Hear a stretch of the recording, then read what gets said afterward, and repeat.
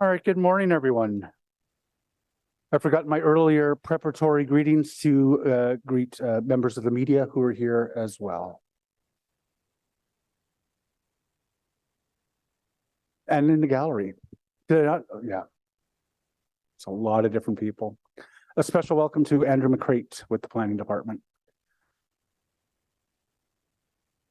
So we got a bit of a fiddly meeting today. There's lots of delegations, some procedural stuff, and speakers to, I think, most of the items, but let's see what we can clear off the top. I will first acknowledge that Ottawa is located on the unceded territory of the Algonquin Anishinaabe Nation, whose culture and presence have nurtured and continue to nurture this land. Il est important de souligner que la ville d'Ottawa se trouve sur un territoire non cédé de la nation algonquine Anishinaabe, dont la culture et la présence ont enrichi et continuent d'enrichir ces terres. I'll ask Kelly to do a roll call. Councillor Brockington, Here. Councillor Curry, Councillor Dudas,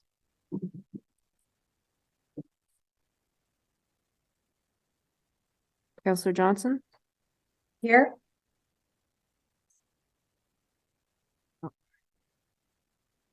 Councillor Kavanaugh. Here. Councillor Kelly. Present. Sure why I'm not here. Kelly's here. Yeah. Councillor Kitts. Here. Councillor Lowe. Here. Councillor Tierney. Present. And Councillor Troster. Here. Vice Chair Gower. Here. And Chair, you have quorum. Thank you very much.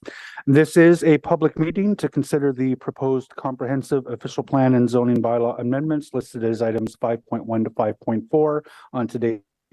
For the items just mentioned, only those who make oral submissions today or written submissions before the amendments are adopted may appeal the matter to the Ontario Land Tribunal. In addition, the applicant may appeal the matter to the Ontario Land Tribunal if council does not adopt an amendment within 90 days of receipt of the application for a zoning bylaw amendment and 120 days for an official plan amendment. To submit written comments on these amendments prior to their consideration by City Council on September the 13th, 2023, please email or call the committee coordinator. Are there any declarations of interest? None. Confirmation minutes. Are the minutes of meeting 13, Wednesday, August 16th, 2023 confirmed? Confirmed. Okay, so going through the substantive agenda, the item 4.1, the omnibus official plan amendment, we do have delegations to speak to that, so we will hold it. The item on 3430 Carling Avenue, we have a presentation. We have delegations to speak to that, so we'll hold it.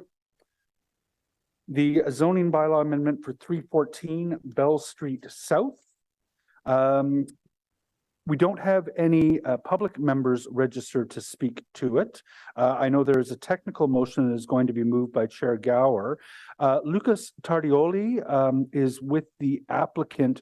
Lucas, if you're here or online, if committee is prepared to carry this item, did you still need to speak?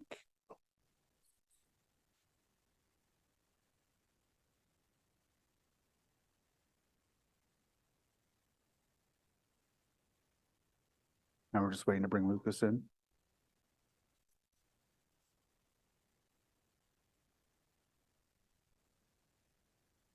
There he is. Hi.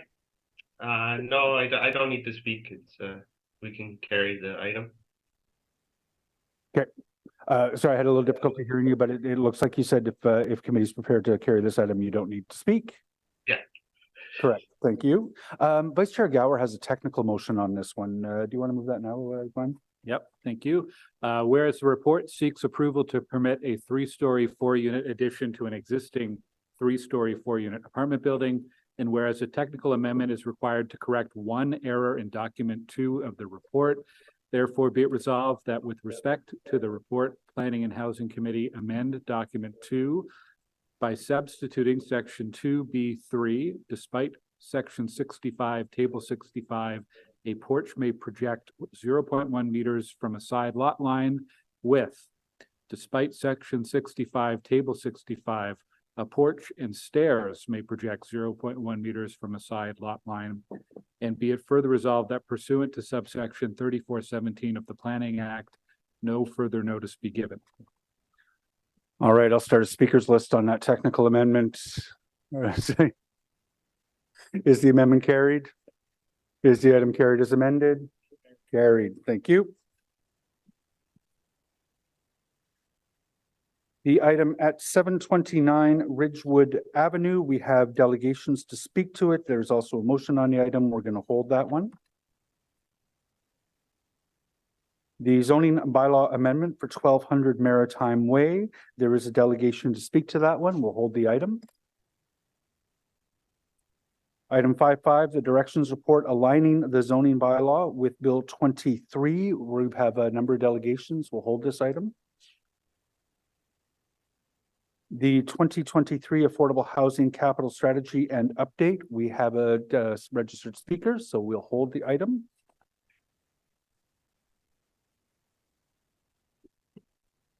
Big motion. We also have the motion from Councillor Hill later in the agenda. Just because I know there are a couple of people who have suggested they would like to speak if it's going to be held. There is an IPD on the use of Section 37 funds to fund an acquisition by the Ottawa Community Land Trust in beautiful River Ward, with the funds coming from Kitchissippi Ward. I hadn't intended to hold or lift that item. Did anyone want that lifted? So is that received? Thank you. Mary and Mike, you're off the hook. So let's go back. The first item is the omnibus official plan amendment. That's sort of a routine item in which there's a lot of different amendments done to the zoning bylaw to ensure that it matches the intent of the official plan. We don't have a presentation on that, but I know staff are prepared to answer questions if members have any. But we also have delegations on that today. And first up is Jason Burgraff with the Greater Ottawa Home Builders Association. And Jason, we also have, while you're taking your seat, we have a technical amendment that's I'll get presented at the same time. Okay, technical amendment, whereas the Planning and Housing Committee meeting of February 27, 2023, city planning staff were directed to prepare a series of omnibus reports relating to different amendment categories. And whereas since the February 27, 2023 Planning and Housing Committee meeting, staff have identified amendments attached as document 1, citywide and urban amendments, whereas an error was found in proposed amendment 16. Therefore, be it resolved that with respect to the report, Planning and Housing Committee approved the amendments to documents 1 as set out in Annex 1 attached to this motion and held on file with the city clerk. And the annex is attached, and I believe it has been or is being circulated right now. Thank you very much, Vice Chair. I apologize, Mr. Burgraff. Please go on ahead. You have 5 minutes to address the committee. Thanks very much. I will be very short and sweet. Just first and foremost, thanks very much for delaying this from the previous session to give GOBA and city staff time to review 80 plus changes overall. We did a lot of good work with staff, very happy. Thanks very much to Robin and Ben for doing that. We had a very few little items that were still of concern left that was part of our written submission. One of those has been addressed in the technical amendment you see before you. Others are smaller issues, and one was an issue, a misunderstanding on our part. So clarity has been set there, so we're good to go. Thanks very much. Thank you very much. Do members have any questions for Mr. Burgraff? See none. Thank you very much for your time. Thank you. And Derek Howe with Taggart Realty Management is also signed up as a speaker.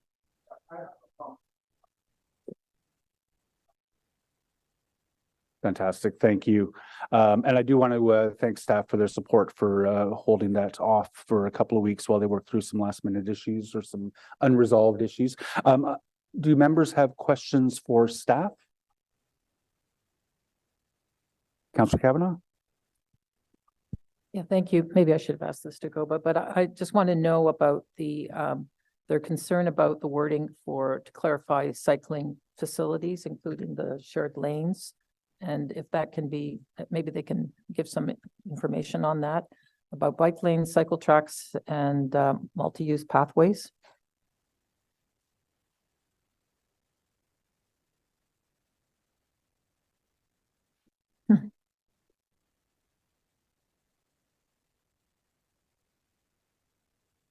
Through you, Mr. Chair, and to you, Councillor, GOBA was asking about us to include a definition of what a cycling facility is. They were hoping that it would include cycle tracks, the share rows, as well as the MUPs.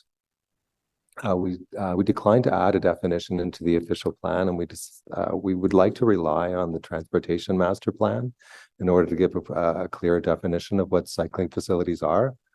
With that said, however, the definition that we do have did include the elements that the GOBA members were asking for. Okay, just want to make sure that that was clarified, since it's rather important. Thank you. I don't see any other questions from members. I have one. You're in receipt of correspondence from Cheryl Parrott, I believe, with respect to the Wellington West secondary plan. Through you, Mr. Chair, yes, I received a message from Cheryl yesterday. It was regarding an item in the plan. There was a typographic error where we mentioned the West Downtown core plan when we really should have mentioned the Wellington West plan. It was in the rationale, so it doesn't change the outcome of what we're hoping to do, and the outcome is still correct. But our rationale was incorrect in the sense that we should have said that we wanted to move the properties on Armstrong, the 3 properties on Armstrong, into the Wellington West plan. Thanks. From the Wellington West. No, from the Scott Street plan to the Wellington West plan. Sorry. Yeah. Thank you. Could I just ask you to take direction on that one, to have a technical motion prepared in time for council to make the necessary wording change? Yes, we'll do that. Thank you. Thank you very much. Any further questions? Is the report carried? Thank you very much. Thank you very much to everyone involved. Good work. 3430 Carling Avenue. This is a zoning bylaw amendment to permit 2 6-story residential buildings. We have staff. I believe staff are going to provide us with a short presentation on this. Fantastic. I'm in your hands.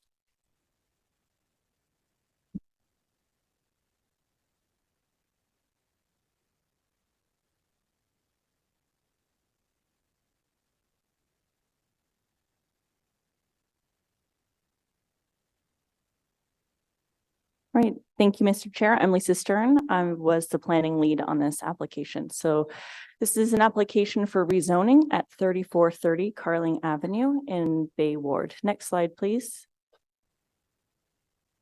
The site is located at 3430 Carling Avenue on the south side of Carling between Ullswater and Crystal Beach Drives. The site is currently occupied by a 1-story commercial building and a large parking lot. Surrounding land uses include, to the north and south, single-family homes, low-rise apartments, which are zoned residential 5th density subzone A with heights up to 34 meters to the west, and a gas station and restaurant to the east, beyond which is zoned residential 5th density subzone A with heights up to 34 meters and developed with low-rise residential apartments. The site is currently zoned general mixed use zone, subzone 20, with exception 2628 and a height limit of 18.5 meters, which would generally allow a 6-story building to be constructed. Next slide, please. The subject lands are designated as neighborhood and outer urban transect. Neighborhood shall be predominantly low rise. However, higher heights are permitted in areas characterized by taller buildings. Next slide, please. The proposed development includes 2 6-story apartment buildings with a combined unit count of 186 units. The site is proposed to be accessed from Carling Avenue by a drive aisle between the 2 buildings. The driveway leads to visitor parking at the rear, and resident parking is in the underground parking garage. Next slide, please. As a result of public consultation, building heights were reduced from 9 stories to 6 stories. Next slide, please. It is recommended that Planning and Housing Committee approve the zoning bylaw amendment to permit 2 6-story buildings on the site. Next slide, please. The relief sought is to increase the height at the front of the property from 18.5 meters to 20.5 meters and maintain a 6-story building height. Increase FSI from 2 to 2.1. Reduce the required setback along Carling Avenue from 3 meters to 1.5 meters. Reduce the required landscape buffer along Carling from 3 meters to 1.5 meters. And reduce the minimum separation distance between a building and a private way from 1.8 meters to 1.5 meters. Next slide, please.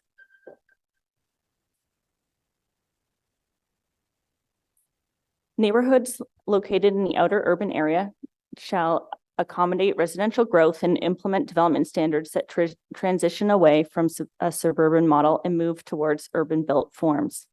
Neighborhoods shall be predominantly low-rise. However, higher heights are permitted in areas characterized by taller buildings.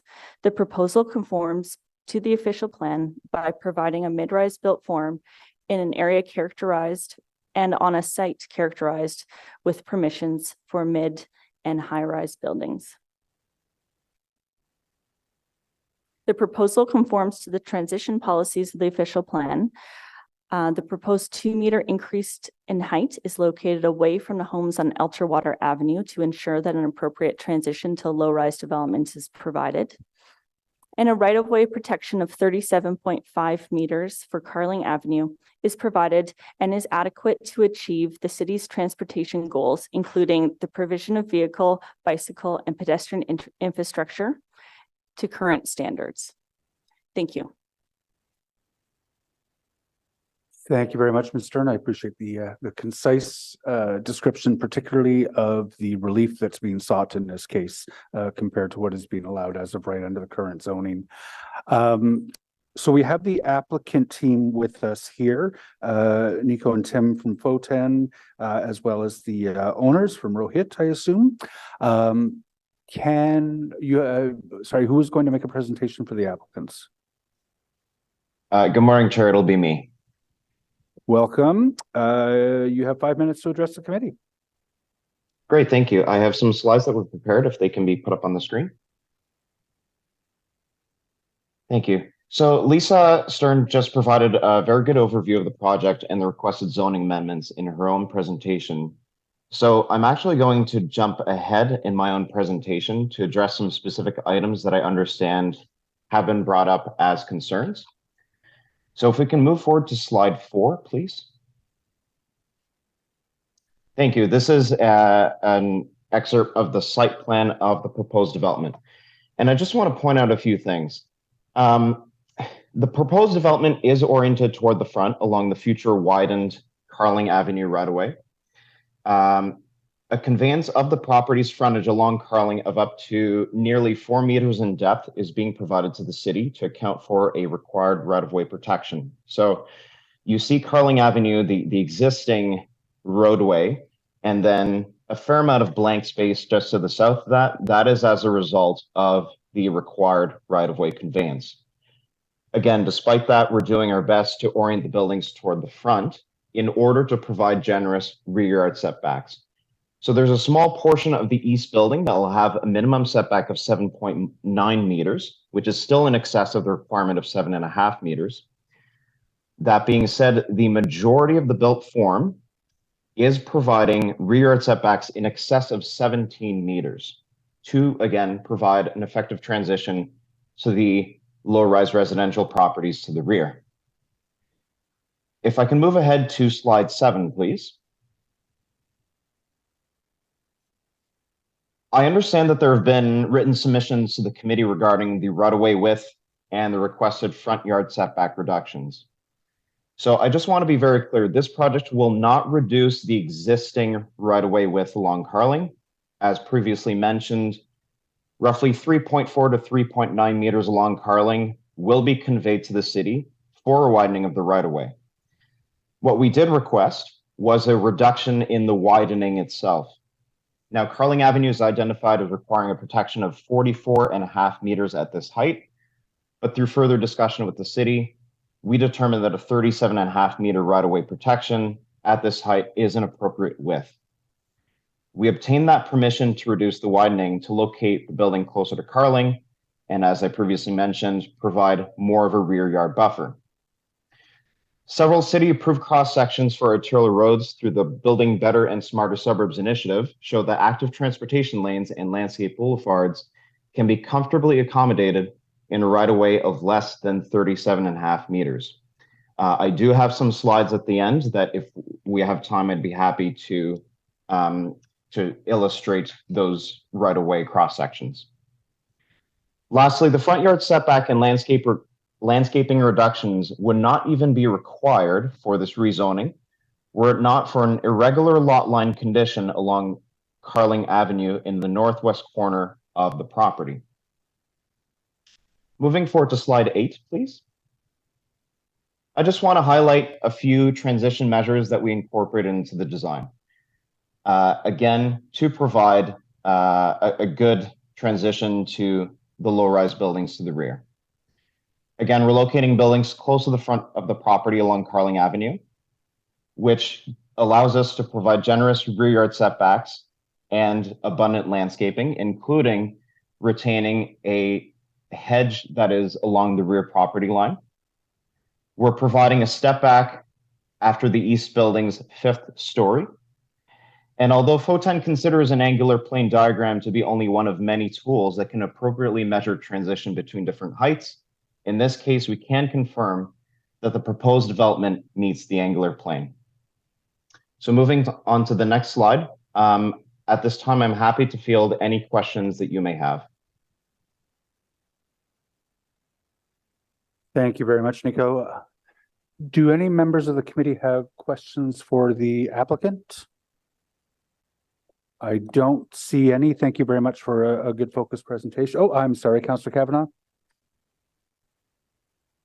Thank you, Chair, and thank you very much for the presentation. I think that's very helpful. This is a section of Carling Avenue that has yet to be developed. So it's further west, and so this is precedent setting, and I understand the residents' concern given that fact. I appreciate what you're showing us, and I appreciate the fact that we had a site visit with members of the community, the executive of Crystal Beach Lakeview at the time, to illustrate it as well. I would like to sort of I'm going to be asking staff about that as well. I don't think anyone underestimates my concern for cycling infrastructure, and to make sure that we have enough right of way, and the fact that this is precedent setting because it's a newer development in this area. So I just wanted to say I appreciate the emphasis that you've put on that, because that is important to show the concern is real, and we want to make sure that it's well understood that this is something that is not going to take away from future development of our active transportation network. But while I have you, one of the things that stands out to me is the lack of bike parking. So I'm hoping that that can be increased, because I know that's not for the zoning, but I think that that should be looked at so that we can show the concern and the interest that you have in for your future residents on cycling infrastructure. If I may, Chair, I'm assuming that was that a question to be answered? Please go ahead. Yeah. Okay, thank you. Through you, Chair, I would like to note that the proposed development is providing a 1-to-1 bike parking ratio. As I recall, we'll certainly make sure that that's the case, or that we are providing a comfortable amount of bike parking through the site plan control process. It's perhaps not shown on the site plan, since the majority of it is located indoors. So for that reason, you don't necessarily see it on the site plan, but I can assure you that the provision of sufficient bike parking has been front and center in our minds as we've moved forward with this proposal. Okay, thank you. Thank you, Councillor Kavanaugh. Are there any other questions for the applicant by members? I don't see any. We have two public delegations. Louis Auerbach is up first. I'm not sure if he is here in the room. Come on up and take the seat at the end of the table. And Rick Nelson will follow Mr. Auerbach at the conclusion of this presentation. Welcome to Planning and Housing Committee. Welcome to Planning and Housing Committee. You have 5 minutes to make a presentation to the committee, at which point members may choose to ask. Have I pressed the right button? You're hearing me? Okay. Because I've never done this before. So my basic position is that the existing zoning already allows for significant intensification needed for additional housing. And what one does not want is something that, as a result of zoning exemptions, will be an eyesore and an unneeded precedent in terms of setback and height in this part of the city. So I'm going to concentrate my remarks on the setback issue. A bit of my background: I live in the neighborhood on the north side of Carling, and I'm on the executive of the Rocky Point Homeowners Association. Our organization supports the intervention of the Crystal Beach Association. I've chaired a couple of affordable and supportive living organizations, Tamir and Options Bytown, in the past. So I wish, I guess it's not going to happen, this committee would require and support projects like this to include affordable housing. Professionally, I'm now retired. I worked for several federal organizations, including being a producer of ideas at CBC and a director of various audit reports for the Auditor General of Canada. And in those roles, I was, and I still am, a kind of big picture guy, which explains quite literally why I'm concentrating on setback and height. And I'd like the committee to know that just as a citizen, despite my postgraduate education, I found the documents difficult to understand, and they were not clear about some pretty basic issues, which have been explained a little bit this morning, such as how far the proposed building would be set back from the sidewalk in Carling. So I'd like to express my appreciation to Lisa Stern, who was able to answer these questions. I had some questions on pretty short notice because they weren't clear from the documents. Just one example. It was stated in one that the minimum front yard setback required is 3 meters, provided is 6.125 meters. Yet the zoning exemption was requested to lower the setback to 1.5 meters. Didn't make any sense to me. But Ms. Stern explained that this is due to some minor issue at the west edge of the property, which was not clearly explained in the provided documents. So I asked her, well, how far will the buildings actually be from the sidewalk, and how this compared with the apartment complexes that will be on either side of it? And she replied, the apartments to the west are set back approximately 20 meters from the existing sidewalk. The apartments to the east are set back approximately 13 meters from the existing sidewalk. And as for 3430 Carling, she stated the building will be approximately 9 meters from the existing sidewalk edge. And as you saw from the diagram, it's pretty darn close to Carling. It's much too close and literally out of line with what exists along that part of Carling. I urge the committee to, in whatever approval, if any, you give this project, that you explicitly require the building to be set back midway between the setback of the two existing nearby multi-residences. In other words, it should be at least 16 meters from the existing sidewalk, not 9 or even fewer. And so my plea to this committee is not to set a bad precedent by approving a building which is much higher and closer to the edge of Carling than anything west of the apartments near Bayshore and Carling, all the way into Canada. And whether or not you permit it to be 6 stories, I think you will, and higher than anything else for miles in either direction. A building setback of 16.5 meters from the sidewalk will at least make it kind of a diagonal line with the setback of the nearby apartment buildings, because it won't shut out, it won't be much of an eyesore, and literally out of line with everything else in the neighborhood and beyond. Thank you. Mr. Robert, thank you very much for your presentation. I think members may have some questions around the rationale. Does anyone have questions for the delegation? Councillor Kavanaugh? Yeah, first of all, thank you very much, Louis, for coming out today and taking the time. And I appreciate your concern for it. It is precedent setting. This is something we're going to see more of as we look at intensification. And I know that you understand that, and we'll probably see more. We'll see more buildings. This is not a part of town that has seen this kind of development. And as you pointed out, 6 stories is as of right for this property. But your concern is the frontage and the closeness to the sidewalk. Is there specific concerns that you have about that? Is it related to the fact that it may, that it might crowd out, or what is the specificness of? Well, there are 2 things. I mean, one's just the visual thing. What does it look like? And we've got some nice multi-residential apartment buildings with a nice setback. So what's it going to look like as you drive along Carling? And the other thing is, the closer it gets to Carling, as Carling gets busier and busier, does it leave you room to literally to put in bike lanes and that sort of thing? So there's an aesthetic issue, and then there's a potential future issue in terms of traffic patterns. Yeah, I share your concern for future active transportation development, for sure. And this is a question I'll be asking to staff directly.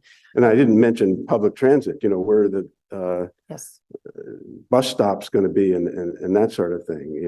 It's all absolutely. That's what I want to make sure of as well. I think that's important to see that we've got that if we're going to have intensification, that we have that infrastructure and the space for that infrastructure. So I'll be asking about that. Thank you. Thank you. Thank you very much for your time, sir. I believe Rick Nelson is the second public delegation on this one. Mr. Nelson, there you are. I see you on screen. You can take yourself off mute and you'll have 5 minutes to address the committee. Okay. Thank you very much. Can you hear me okay? Okay. Okay. Making a comment on the last speaker, one of the problems with the sidewalk is too close to Carling Avenue. So what happens in the wintertime is the sidewalk snowplow throws the road on snow on Carling. The Carling sidewalk or snowplow throws it back on the sidewalk. And the end result is we lose half the right-hand lane on Carling. So the sidewalk is too close before we even start. Another concern with this location is this is on a corner. It's on a curve. People getting out of the gas bar, turning left, will have to look past this building and dodge the 80 to 100 kilometer speed limits that vehicles constantly go on Carling Avenue. So I think the whole thing of Carling Avenue, the look, the safety aspects, the whole road is a disaster right now, looking for a major accident. As someone pointed out earlier, there was one a few years ago where somebody went through a condo window down by Acres Road because they're going too fast. Another concern I'd like to mention is people keep talking about that you can put a 6-story building in because the zoning on both sides allows it. I've gone back and checked all the zoning, and what I am discovering is what was done back in 2010 or so when they did the amalgamation and the rezoning. There's a lot of classical mistakes made. I looked through Nepean zoning, and typically Nepean zoned mental complexes, which is what we're talking about here. Nepean never put a height limit on them, but put a limitation that the setbacks to neighborhood properties must be 1.5 times the height limitation. I've gone through Ottawa zoning, and almost every Minto location in Nepean is now zoned R5A with a height limit of 34 meters. That includes Bayshore, Meadowlands, all these things. My position is that these zonings are not correct. The zoning in every case along Carling Avenue is 4 stories or less. Meadowlands is the same way. And also the new official plan specifically says that the allowed building form here should be low rise, not mid rise, not high rise. So one of the questions I have is, how do we reflect the intent of the zoning application that the PN provided back in the, I don't know, back in the 1970s or 80s? And how do we undo some of these zoning mistakes we have right now? I know when we talked about the official plan, the previous head of planning said that if the new official plan was more restrictive than what was there before, then the new official plan would take over. But in this case, they're using the old official plan to justify the same height in the new official plan. So my question is, how do we handle this inconsistency between what was there before and what the new official plan is trying to reflect? The other thing I'd also like to point out is, and that is, this site has on it 3 very nice cedar trees at the northeast corner. These trees are all mature, nice big trees. They're all going to be destroyed by a developer because he's putting the building so close to Carling.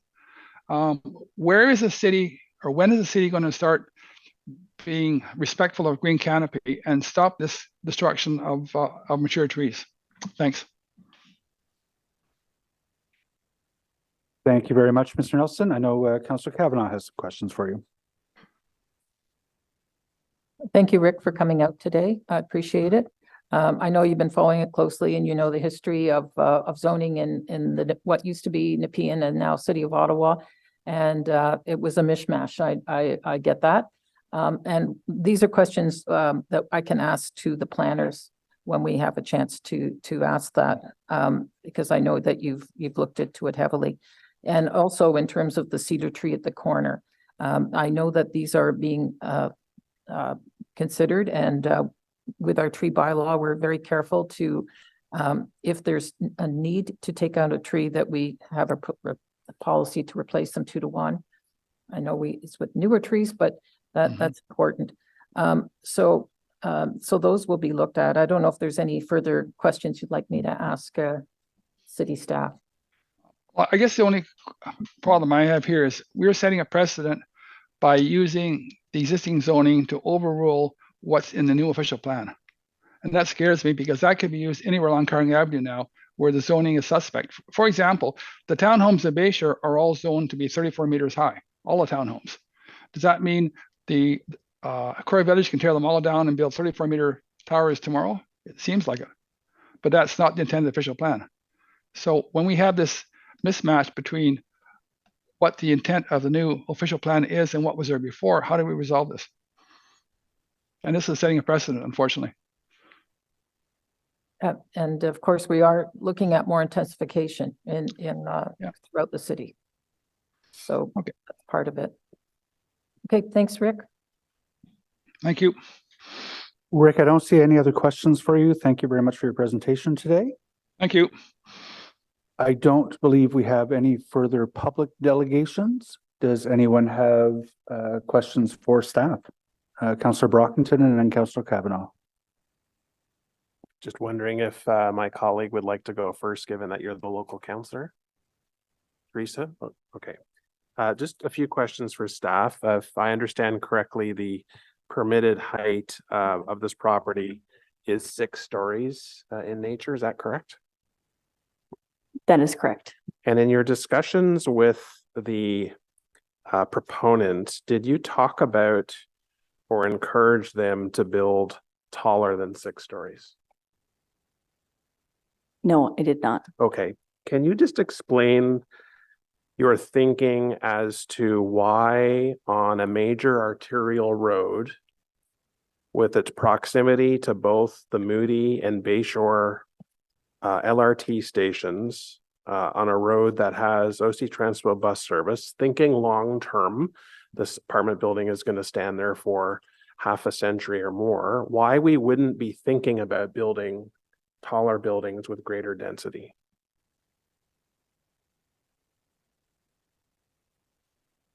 The zoning permissions on the site provide for 6-story buildings. The official plan provides for gentle intensification in neighborhood areas that are outside of close proximity to transit. This site is over 1 kilometer walking distance to rapid transit.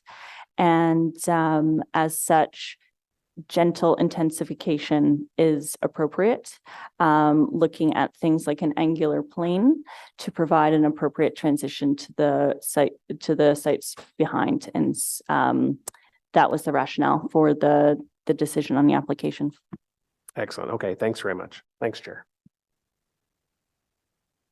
Councillor Kavanaugh? Thank you very much, Chair. And just for Councillor Brockington's knowledge, it was originally 9 stories at the first proposal.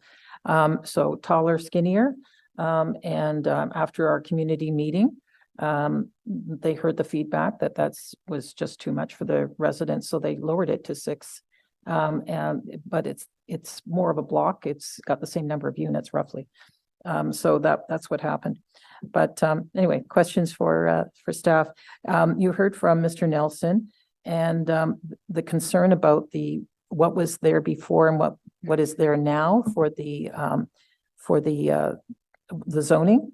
Can you give us a little explanation of that transition? I can't speak to the transition. The zoning bylaw has been in place for quite some time now, but zoning gives a property development rights. And if there is zoning on the property that allows 6 stories, the applicant is able to come through with a Planning Act application called a site plan control, where we're looking at site design, but we're not looking at heights and massing. Development permissions are given by the zoning. So what is in place today is what we are reviewing under. Thank you. So we've heard the concern about possibly having it. Both cases, both delegates talked about the sidewalk being too close to the road. That there's not enough allowance for pedestrians. And I think that's something that's very important to emphasize if that's a priority, that we're giving pedestrians a priority in that area. This is going to be walking distance of the D&D headquarters, which is massive. Many of those residents will be walking. Right now, there's not a sidewalk for part of it. We'll work on that. But where we can control it, I want to make sure that we have enough sidewalk, that it's comfortable, that it's wide, and also that we have the possibility of cycle tracks on both sides of the street. Right now, we have a MUP on the north side, which will not be adequate, and that we will need cycle tracks in the future, and possibly even a bus lane for that end. We have to think forward, and is there enough allowance for that?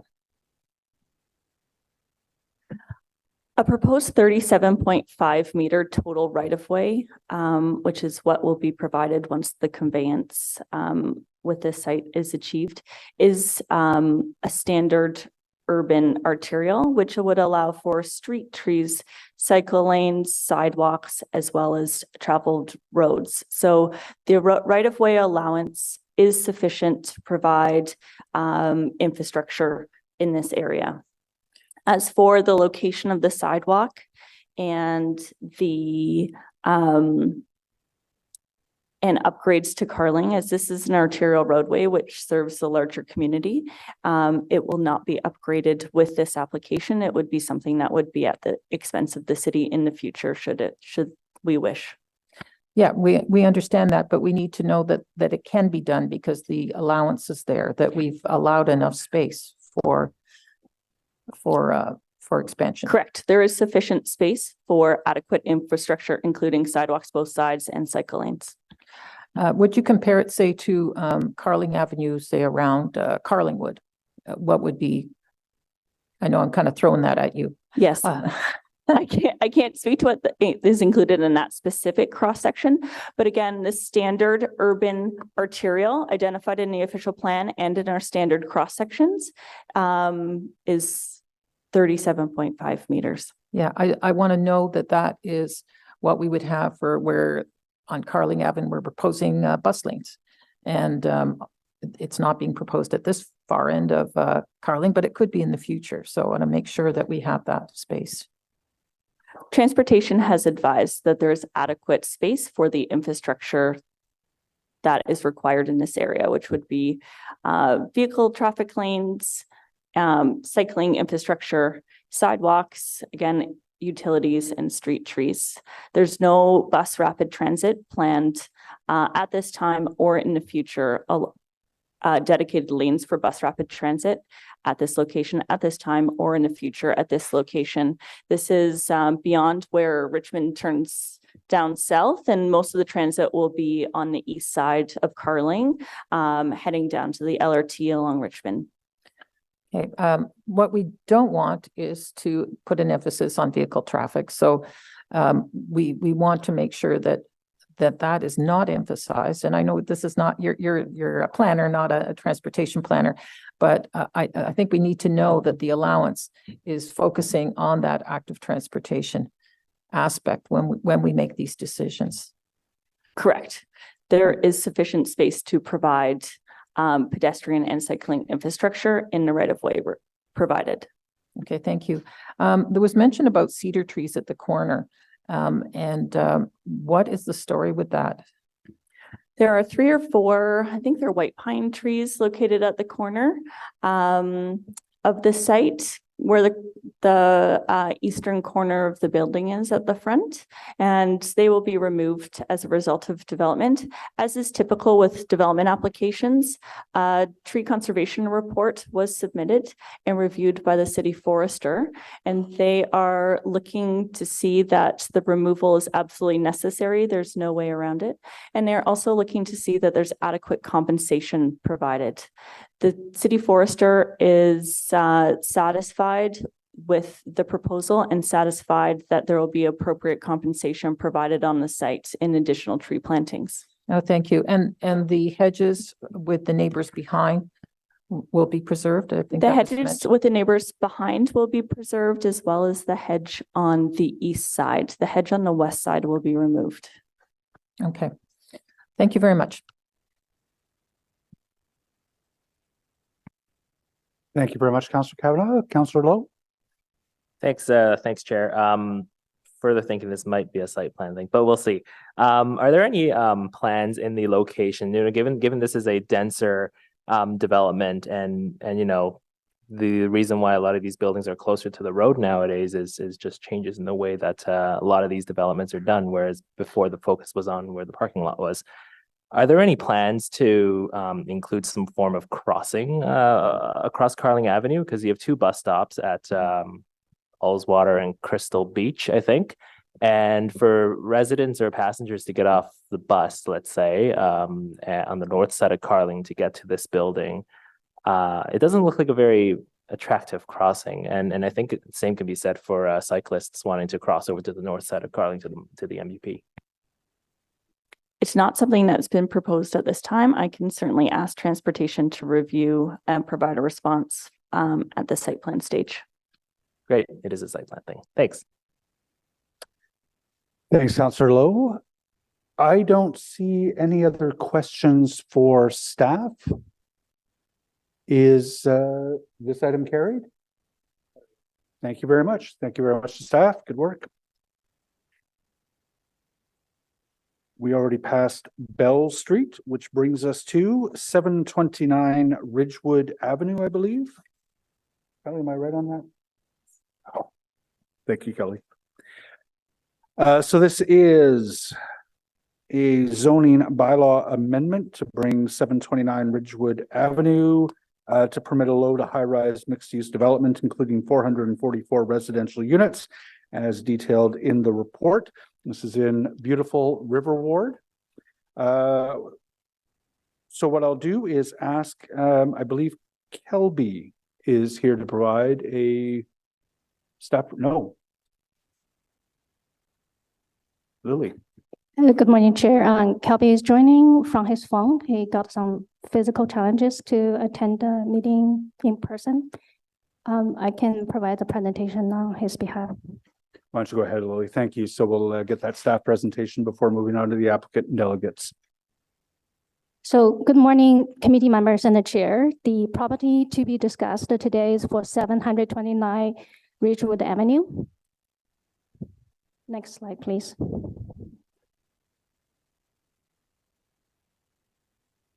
Next slide, please.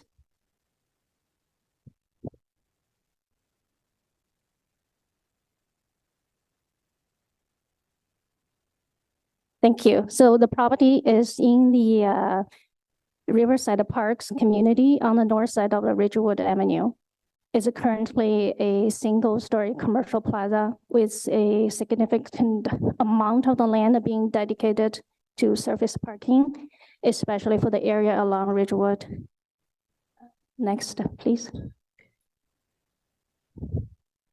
Surrounding the property to the immediate east and the northeast of the site are current residential, low-rise residential areas.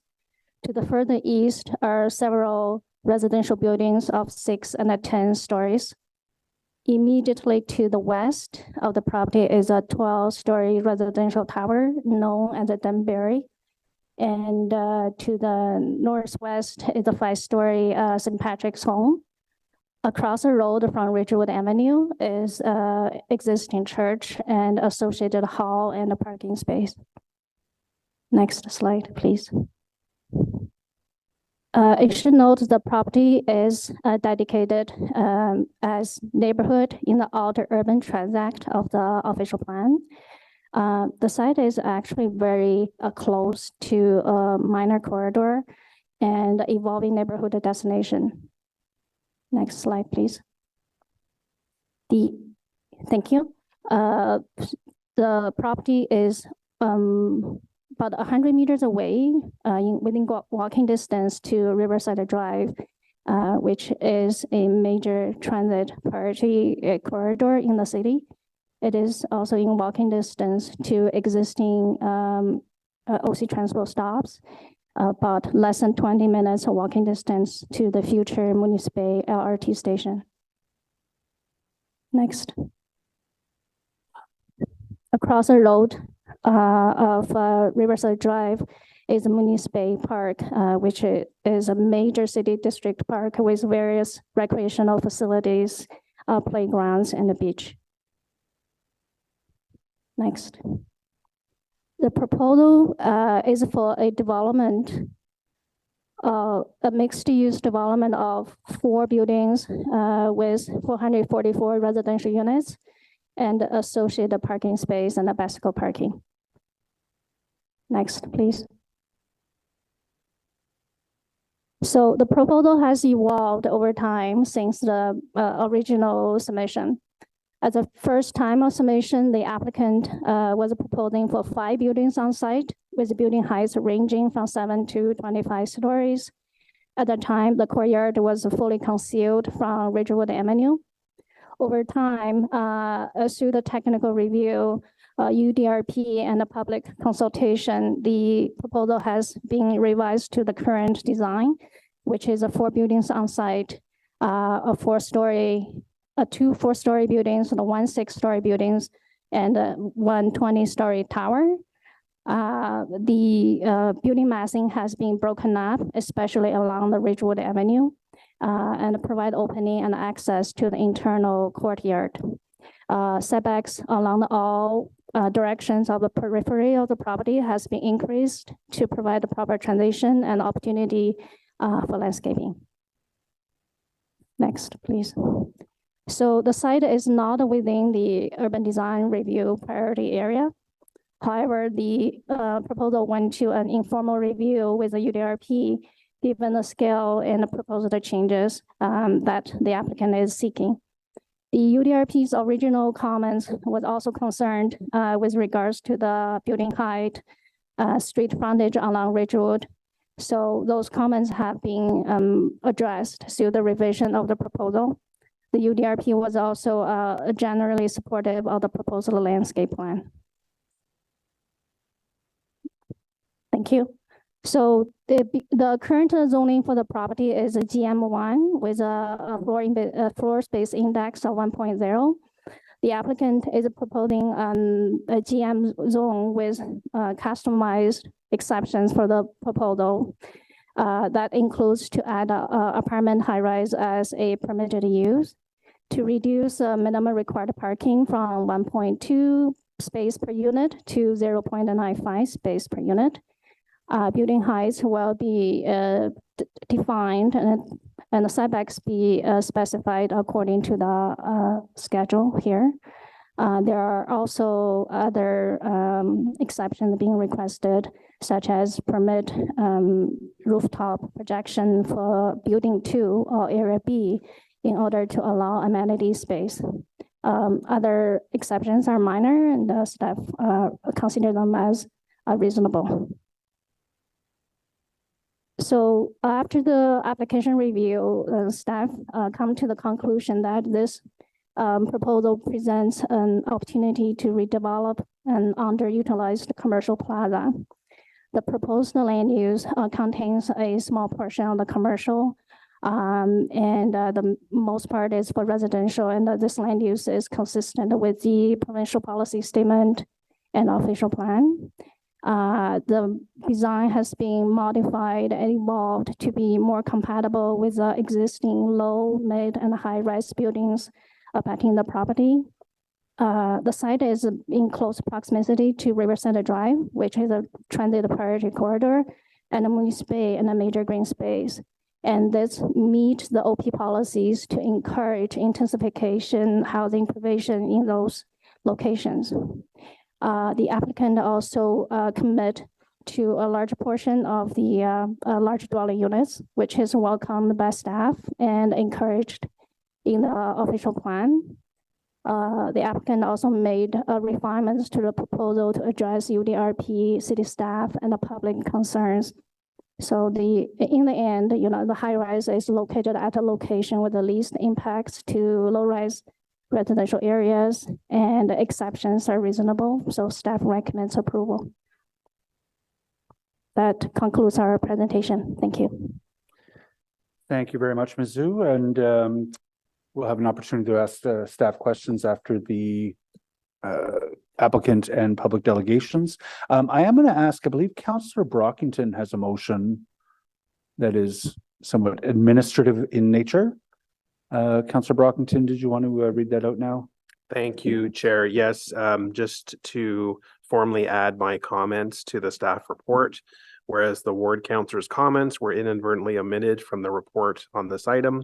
Therefore, be it resolved that the comments by the ward councillor section of the report be replaced with the text as you see on the screen. Thanks, Chair. Thanks. We'll again put a speaker list together for that particular amendment. So on behalf of the applicant, I believe Mr. Beebe will be making a presentation.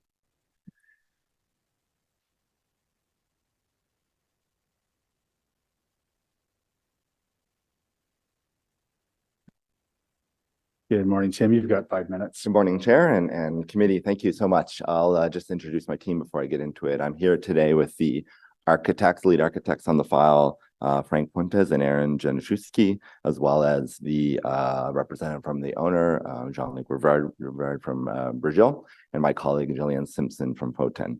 We're representing Brazil on this file for the zoning application. I know Lily covered a lot of the planning context, so I will be brief in that sense and try to cover other aspects of the proposal in terms of our approach, in terms of compatibility and community fit and context appropriate development. And I welcome questions at the end of the presentation if I've missed anything, if you require clarification. Next slide, please. So as you have heard, the project is at 729 Ridgewood Avenue. It's in close proximity to a number of important community, recreational, employment, and transportation services. Importantly, as Lee mentioned, it is less than 20 minutes, 17-minute walk, 5-minute bike or 5-minute bus ride to the Moonies Bay LRT station, as well as the future baseline BRT station. So many options for alternative forms of transportation. Next slide, please. Also, as mentioned, and this is important in terms of the official plan designation, which I'll talk to in a minute, of a neighborhood designation. There are a number of existing taller buildings in the mid and high rise category on the site. Important to note that a number of these are from a different era of development and represent what would be called a bar building with significantly larger floor plates compared to the more slender tower design that we're proposing, floor plates up to 1,400 to 1,500 square meters. Next slide, please. Important to note that the surrounding context helped to inform the proposed development and the location of massing and height on the property. Certain considerations included the existing parking garage, which we've aligned the high-rise tower with, you'll see in a moment, to reduce impacts on other more sensitive uses in the area in terms of residential and recreational uses. There's also the undeveloped amenity space to the rear of property. You can see it in this image as a tennis court, which helps provide additional buffering to more sensitive land uses in the immediate vicinity. There's an existing large cedar hedge row. You can see on the bottom of the screen here, which also provides additional buffering from the proposed development to existing parts of the community, and that is going to be retained. And also across Ridgewood, there's an existing institutional building with a large, vast parking lot, which is typically not considered to be a more sensitive use and helps with transition to the broader community. Next slide, please. As was mentioned, the project now, after revisions based on discussions with the community and staff and the councillor, now is comprised of 4 distinct buildings, elements, 3 buildings, including one 20-story high-rise. Attached to that is a 6-story mid-rise building, and then the 2 4-story low-rise buildings with direct frontage onto Ridgewood, which help to appropriately frame the public realm. The drive aisle is central to the site with an interior courtyard. The consolidated drive aisle helps to avoid unnecessary altercations between vehicle and pedestrian access to the site and consolidates it to one area. Next slide, please. As we can see here, the site is accessible via multiple pedestrian access points, and the design characteristics will promote the continuation of the pedestrian fabric along Ridgewood, which is further complemented by the at-grade public-facing amenities or commercial and retail space on the site. The dedicated plaza will be for public and resident access in the center of the site as a portion of the site for amenity and outdoor gatherings. Next slide, please. As was mentioned, there is 444 residential units within the project, over 10% of which are 2+ den and 3-bedroom units. And there's a proposed bicycle parking, which is attempting to achieve the 1-to-1 ratio to help to ensure a healthy modal split, as well as the reduced parking requirements for the site as proposed in the zoning bylaw amendment. Next slide, please. As Lily mentioned, the site is within the neighborhood designation in the official plan. Intensification is encouraged throughout the city to achieve more growth and infill and urban development than otherwise. And in the neighborhood designation, heights of taller buildings above the low-rise profile are promoted where the site is in an area characterized by high-rise buildings and design objectives are achieved. Thanks. I'll skip ahead to slide 11, if you don't mind. As discussed below the proposal, here's the overarching design direction of the official plan. The site is over 13,000 square meters, and using appropriate design and transition measures, we achieve the angular plane, which is, as mentioned, one of many transitional tools that can be used. Next slide here. You can see here that the tower is set back over 11 meters from the property lines into the rear and aligned with the green space and parking garage of the abutting properties. Next slide, please. As mentioned, the existing recreational space, which is associated with the property abutting our subject site, is over close to 40 meters in width, which allows for additional transitionary buffer and provides space between the proposed tower and mid-rise building to the existing residential community. Next slide, please. A number of other elements have been included within the project to ensure compatibility, low rise along Ridgewood, community facing and local retail space. And in general, the proposal represents the development of an underutilized and car-centric site at this moment towards a more compatible infill development. And I should mention, it's a unique aspect of the zoning bylaw provisions that have been provided. The The setbacks have also been included for the underground garage. This is a unique zoning provision that has been included specifically to ensure ample underground soil volumes to allow for tree planting to succeed in more higher caliber and larger canopy trees. Thank you, and I welcome your questions now. Thank you very much, Mr. Bede. Do members have any questions for the applicant? Councillor Brockington. I don't. All this to say, I've worked with both Brazil and their representative for a number of years, and I just want to publicly acknowledge my appreciation for their commitment to listening to the community and other groups. This proposal has evolved, as a number have acknowledged over the past few years, and I think that while not everyone says it's perfect, a number of changes that have made this proposal much more palatable and good fit for the community. So I wanted to acknowledge that today. Thank you. Thank you for your comments, Councillor Troster. Thank you so much, Chair. And I know we'll be working together on the development near the bus station in my ward. So I do appreciate taking a look at what you put together here. I just have a question because the site is located near Mooney's Bay. It's got strong cycling paths. It's near Carleton. Just wondering why so few cycling bike parking spaces given the number of residents. You've got about 226 and there's 444 units. Thank you, Councillor Troster. Great question. Yeah, I think we are striving to achieve that one-to-one, which is becoming much more standard these days. That will be further explored through the site plan control process, which is ongoing. It's understood that the site is in a really great location to facilitate active transportation, including cycling, especially along the river pathways. And that is certainly an objective of the development and something that we're exploring currently. Yeah, that'd be great. Even like an outdoor bike blocker like we have at City Hall. It's made a huge difference in terms of my own personal security. And I know a lot of students worry about getting their bikes stolen. So that would be great. Thanks. Thank you. Thank you very much, Councillor Troster. Any other questions from members? I'll just have one. Councillor Brockington has put forward a motion to add his comments to the record of this. Do you support that? Very much so, yes. I was hoping to give the media something on this one. All right. Thank you very much, Mr. Bede.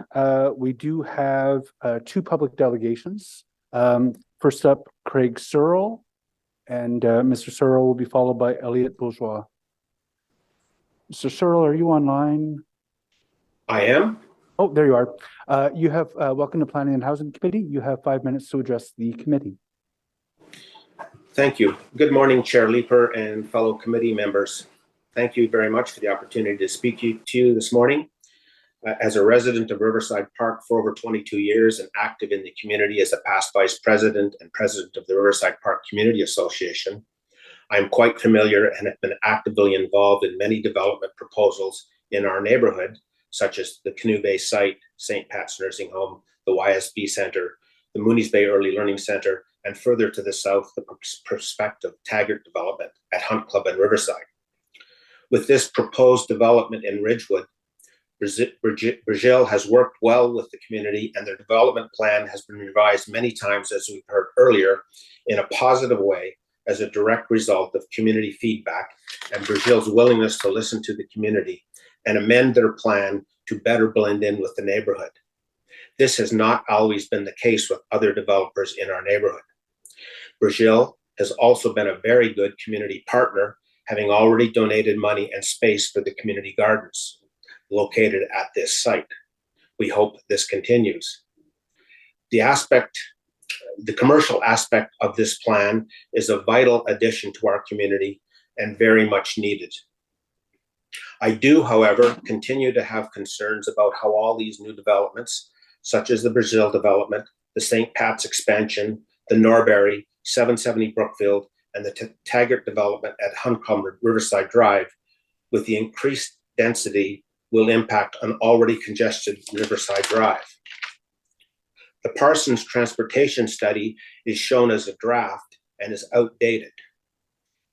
It mentions at para 2.1.3 that Canoe Bay and 770 Brookfield will have completed, which is incorrect. And there is no mention of the Taggart, YSB, St. Pat's, and Early Learning Center developments, which will add to the traffic volume in their study. I believe their para 3.2.2, which states traffic along the study area roadways is not anticipated to increase drastically, is wrong. The Parsons study also mentions building 1 will be 15 stories, not the 20 in this recent plan. All this will add to the congestion on Riverside Drive. I ask council and the planning committee, what are the plans to mitigate this traffic congestion? Something needs to be done to reduce the speed and traffic volume on Riverside Drive. I personally wish Ottawa can start getting more interesting architecture moving forward. Everything we see is always quite boxy. Having said all this, I wholeheartedly endorse Brazil's application and site plan. I've talked to many other residents in our community, and they also support Brazil's plan. I ask the committee to approve this application and send it to full council with a strong endorsement. Thank you.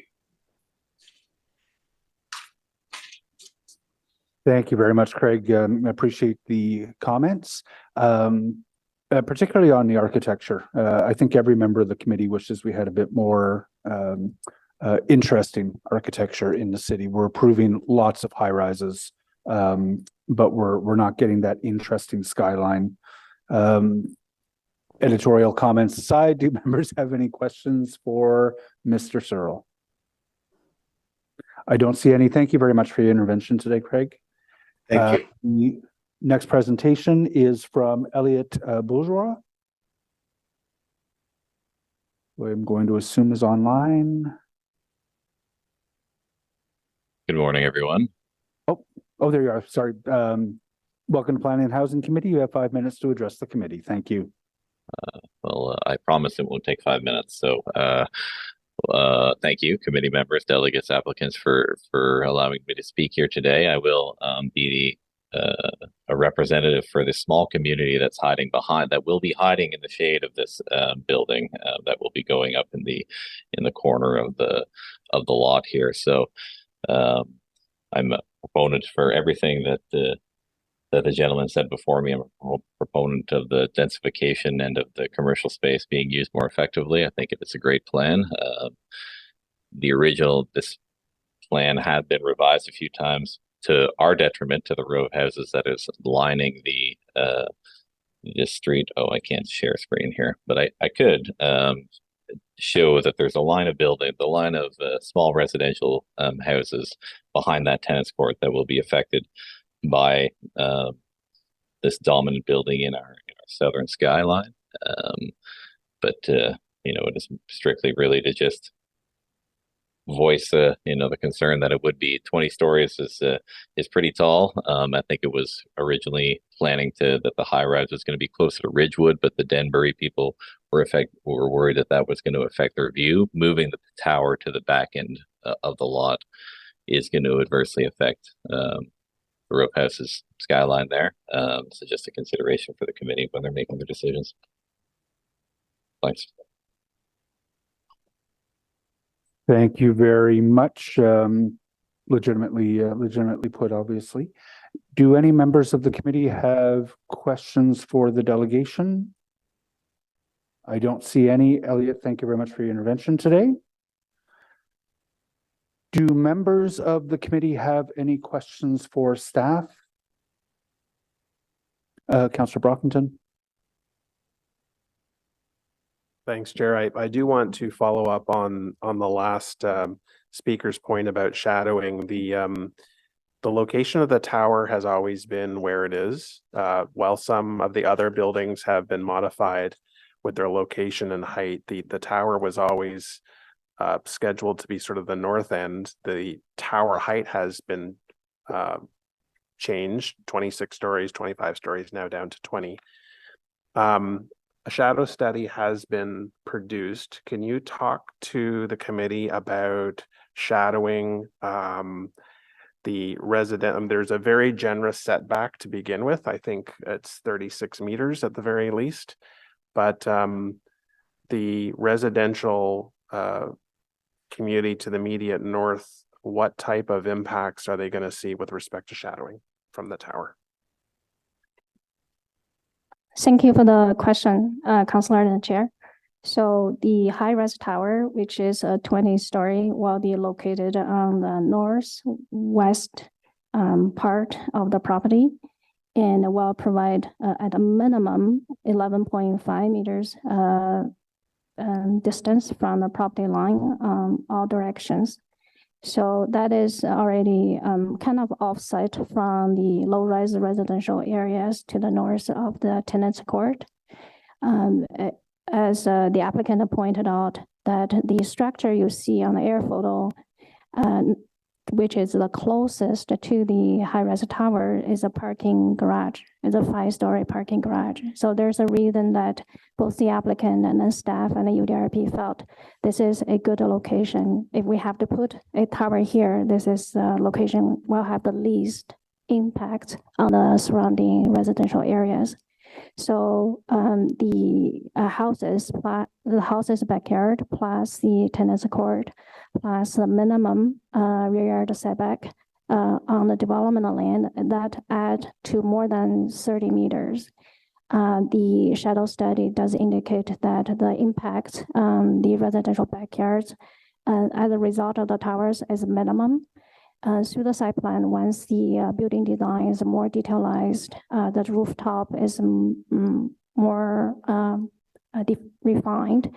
We'll take a more detailed look into the shadow study to minimize any impacts on the tennis court where we can as well.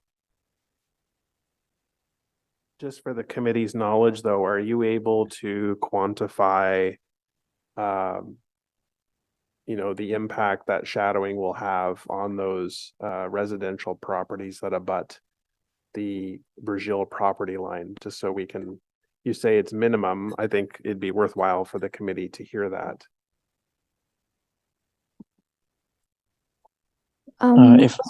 Yeah, I'll ask Kelby to jump in. I see he's available. He's is at the airport right now, but thank you for Kelby.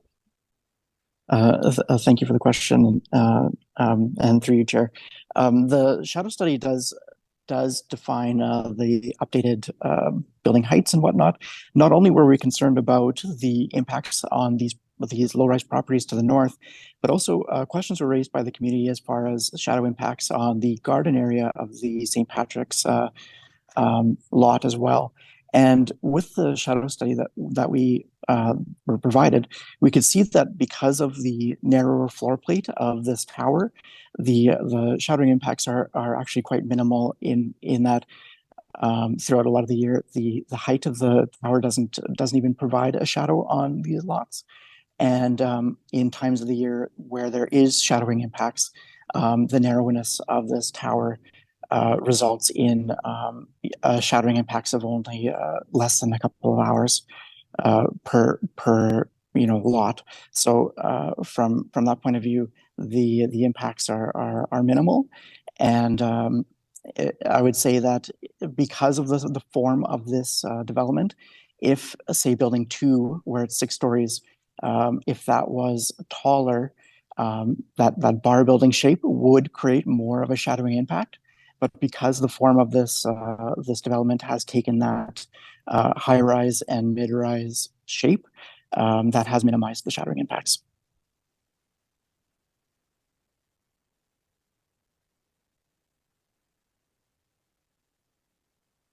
Thank you, Councillor Brockton. Councillor Kavanaugh.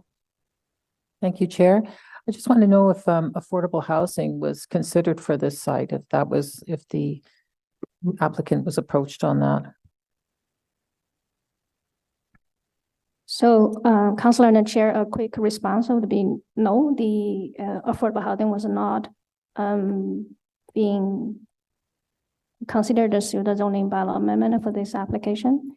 It is more up to the applicant to evaluate the market and propose anything according to the, whether it's at, below, or above market value.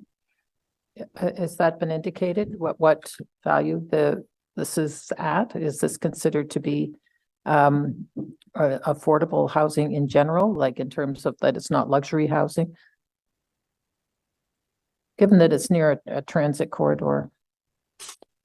So Councillor, the student zoning bylaw amendment, staff review according to the official plan policies and the provincial policies. There's no demanding requirement that say they must provide affordable housing for this location.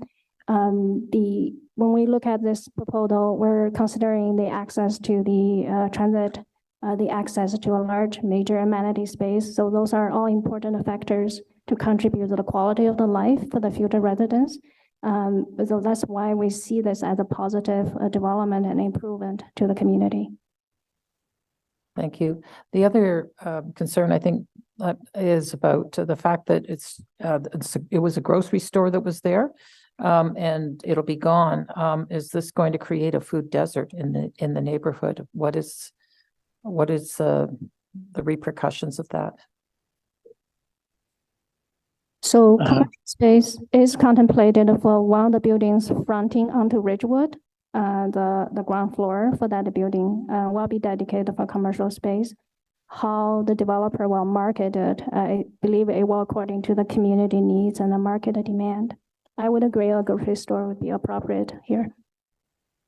Okay, thanks. Did the councillor want to add to that? Yeah, I will acknowledge that we did lose the only grocery store in the neighborhood of 8,000 people, the Country Grocer. And that requires us all to travel out of the community to shop. And as Mr. Searle indicated, there are a number of proposals in this immediate community, other development proposals, where we're trying to leverage opportunities to bring in even small grocery retailers, which are being considered, but market conditions, like everywhere else, are providing a challenge. But with every developer that wants to come into the community, we remind them the types of services and retailers we need, those basic retail, to ensure that people don't have to travel out of the community. Okay, thank you. I'm glad that that's being looked into. Thank you. Thank you very much. Are there any further questions for city staff? I don't see any. Is the Brockington motion with respect to adding his comments to the staff report carried? That was close. Is the report as amended carried? Thank you very much. Thank you very much, Lillian, to you and your team.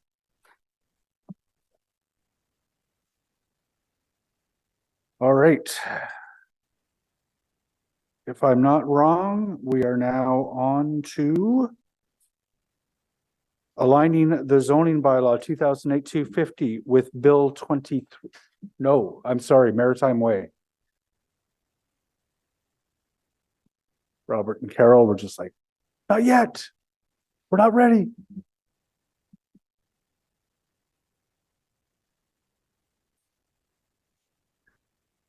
And I just texted her to tell her we're about to deal with the item on Maritime Way. Lisa, are you ready to do it again? We're in your hands. Thank you, Mr. Chair. So this is a rezoning application at 1200 Maritime Way in Canada. Next site, please. This site is a 1.28 hectare vacant lot located on the south side of Maritime Way, north of the 417 in Canada Town Centre. Surrounding land uses include, to the north across Maritime Way is a 5-story hotel, the Marriott Town Place Suites, a 1.64 hectare lot that's currently vacant, and the Williams Court residential complex, which comprises 5 buildings of 5 to 12 stories in height. To the west is Timberwalk, a recently completed 7-story retirement home, and across Kanata Avenue is the main commercial portion of the Kanata Town Centre.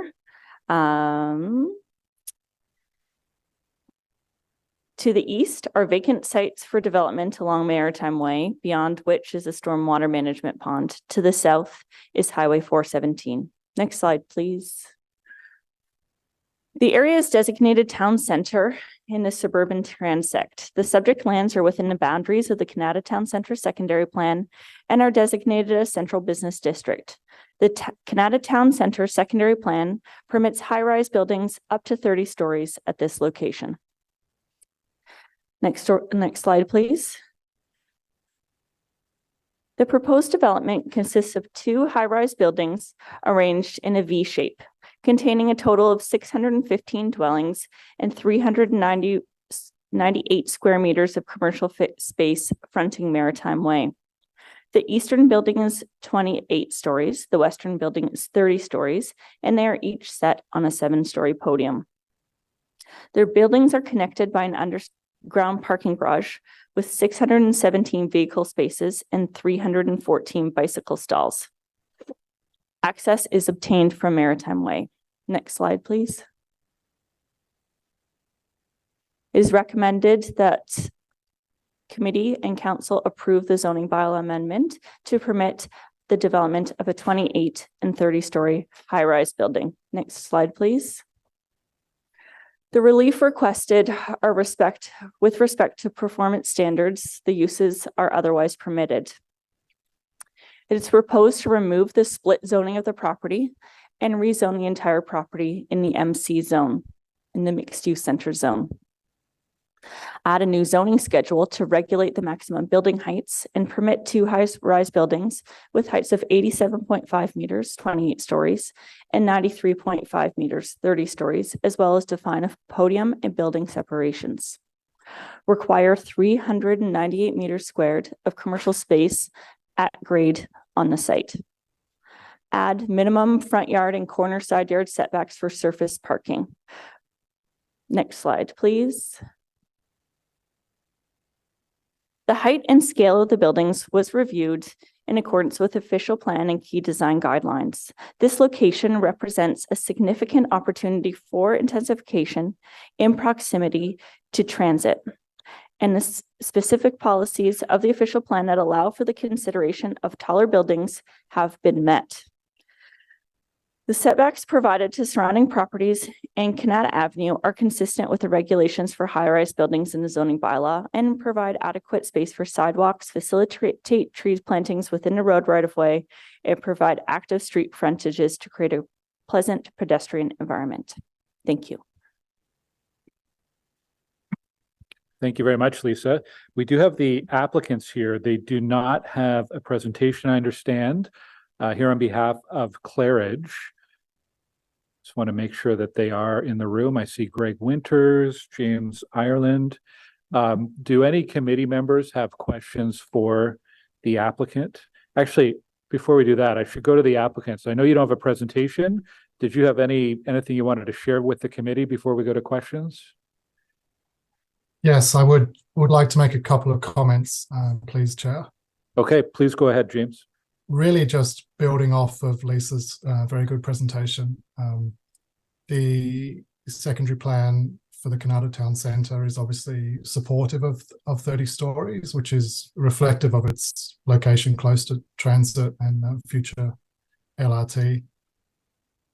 I also wanted to expand a little bit on the process through negotiations with Lisa and also with UDRP. Some significant changes were made to the proposal from what was initially submitted, to do with the massing, in particular, the heights of the buildings, their locations, and particularly in bringing built form, that single story built form, which is where the commercial, the 398 square meters of commercial, bring that closer to Maritime Way and activating that frontage and providing some commercial, which wasn't in the initial proposal. Those are the improvements that were made through the process. That's all I have to add. Wonderful, James. Thank you very much for the additional color on that. We do have one delegation. Oh, sorry. Do any members of the committee have any questions for the applicant? Seeing none, thank you for the presentation or the comments. George Lafreniere is our only public delegate on this one. Good morning, Mr. Lafreniere.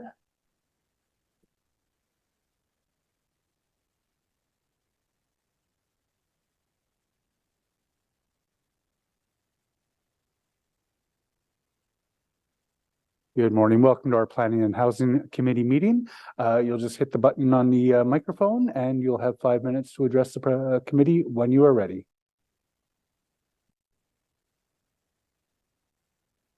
Testing.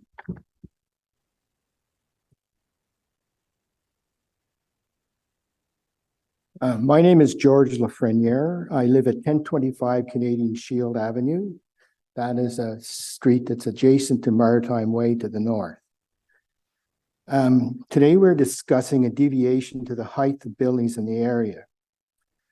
For reference, I'm going to call this the Canada City Center because it is part of it. I know it's called the Town Center, but it might be confused with the Canada Town Center across the south of it, which was a disaster. Along Maritime Way, and there are banners posted on the light standards. It calls it Canada Central Zone 7.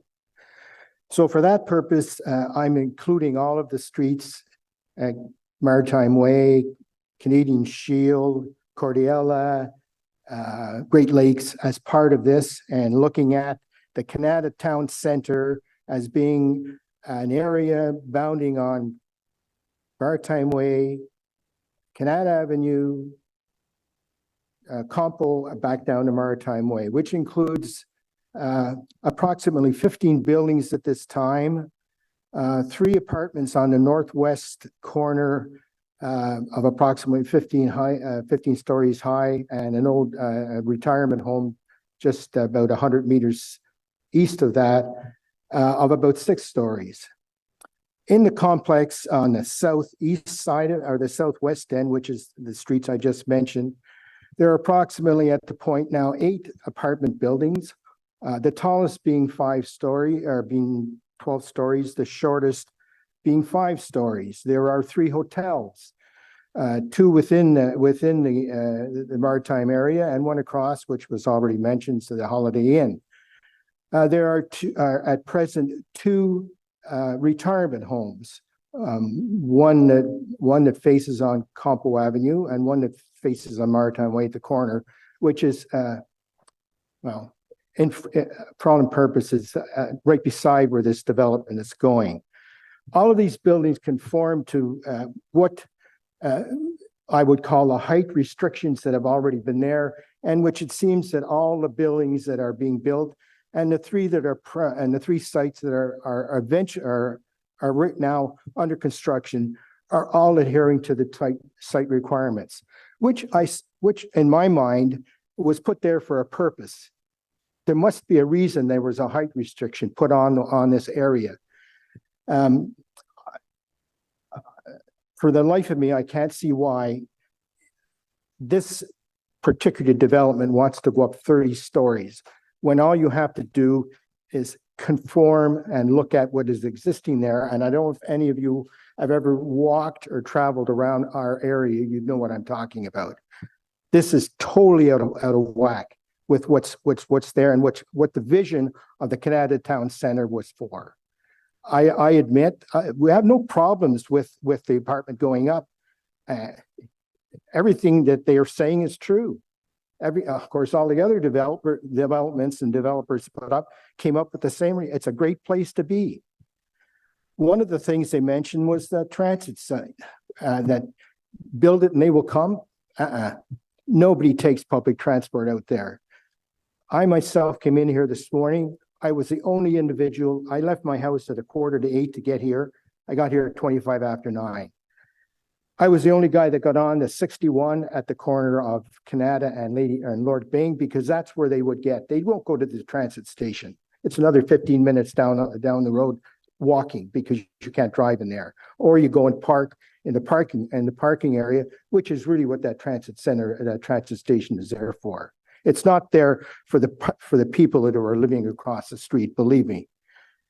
There are only 2 buses that come down here or come into the city, the 61 and the 62 from there, run every half hour. I don't know if that's going to change, but that whole area as far as transit go will completely change once the Moody Drive station is open.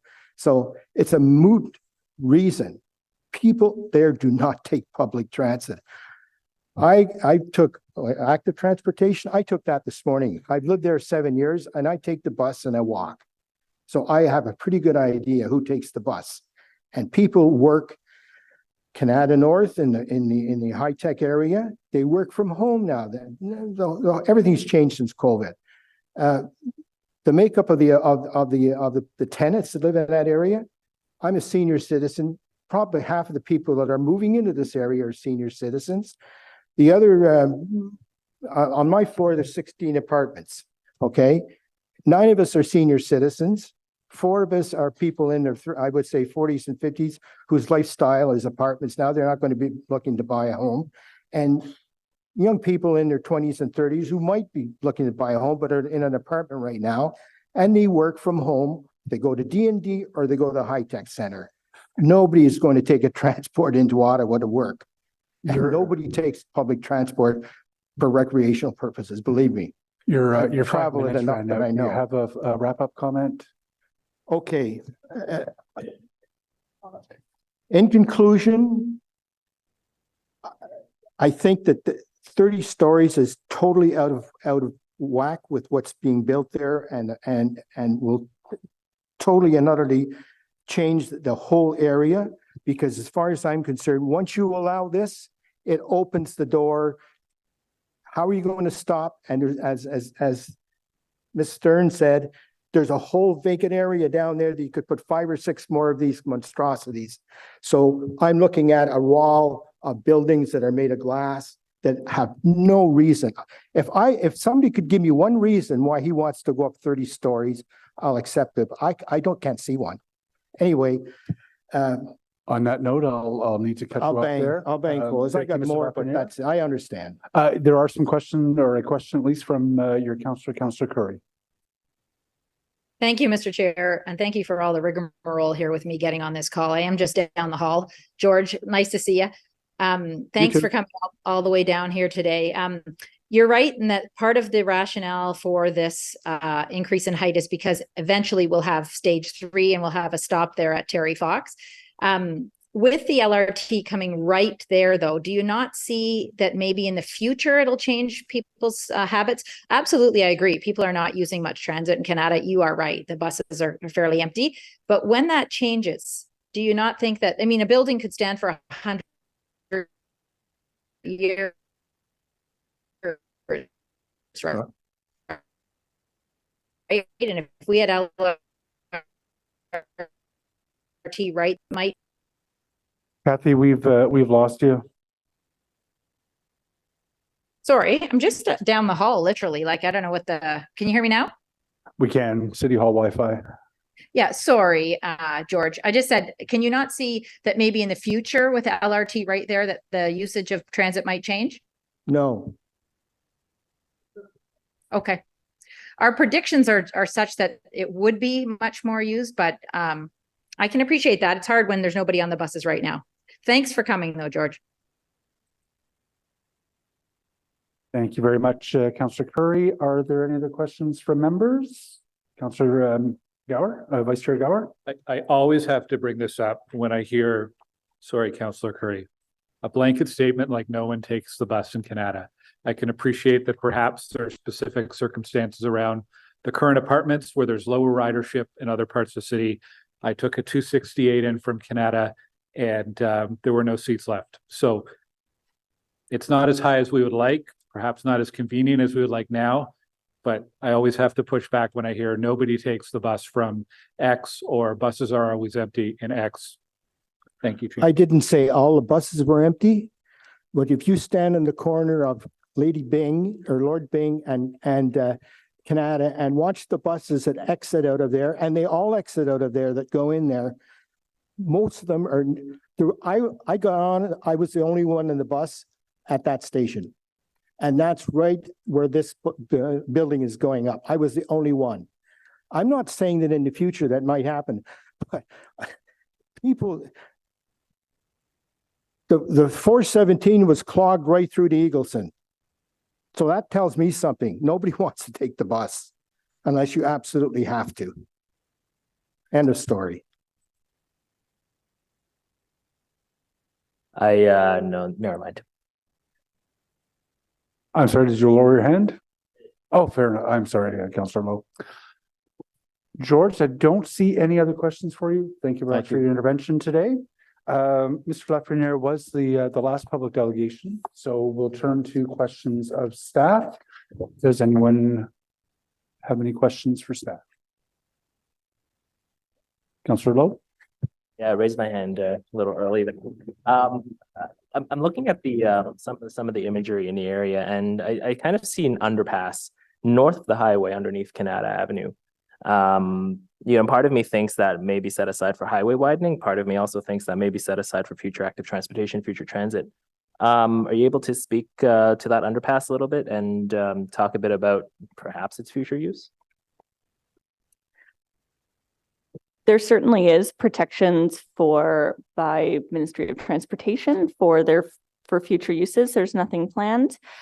Terry Fox Station is, as Councillor Curry mentioned, part of stage 3 LRT and is identified as a future LRT station in the official plan, and is anticipated that would be the alignment from Moody, Eagleson, and to Terry Fox Station. Thank you. And just to supplement that as well, the public delegation mentioned something about the zoning there being for this application being out of whack, unquote. I'm looking at the Canada Center secondary plan, whatever it's called, the Canada City Center secondary plan. And that parcel south of Maritime Way is actually for 10 to 30 stories, whereas north of it is for slightly lower. How long has that secondary plan been in place? Does it predate the current official plan? Was it created the last one? The secondary plan was carried forward into this official plan. It was previously the Canada Town Centre special policy area and had some and was carried forward verbatim into the new official plan. I can't remember offhand. There's been the timing. Certainly, there's been plans for high density development in Canada Town Centre since the 90s, and heights were updated in the late 2010s. Thank you. And last thing is just a comment. I want to supplement Councillor Gower's comments about transit usage in the area. The public delegation took the bus 7:45, which is 7:45 a.m., right? 8:15, maybe. Either way, it's during morning peak, and there are a lot of bus routes in the area that specifically divert ridership from there to reduce overcrowding, right? The 61C skips Terry Fox. You have the 61D, which goes straight to Eagleson Park and Ride. You have tons of express buses in the area that give the appearance of, emptier buses, and all that is to benefit the riders on Katimavik Drive, so they don't have to be crowded out by buses leaving Terry Fox full. So it's just a comment to supplement Councillor Gower's comments there. So I really would disagree with those comments about the buses being empty. You sound like you know what you're talking about. Councillor Curry? Mr. Chair, I don't know if there are other questions. I just have a number of comments and thanks. Is now the time? Please do. So as that delegation mentioned, though, it is very high for the area. And that is what we heard. And you got many emails about it over time. This started long ago with Councillor Suds, the consultation. And at the time, things were different, right? Things have changed. And, the community has said this is awfully high, but it fits within the secondary plan allowances now. As soon as we do that zoning review, Mr. Chair, this would come into compliance immediately, right? The high rise is 30 stories. So, but I appreciate the challenges for the community. Certainly, the traffic and parking on the side streets has been an issue, but there is ample parking plus bike parking. It will be close to transit in the future. As I said earlier, like 100 years from now, this will be, the place. But the overall theme I've tried to say to residents, and I will say to you, is if not here, then where? Where do you put 30-story buildings? Well, this is an ideal location. It is different from what's already there, but it is an ideal location. And I think the community generally understands that.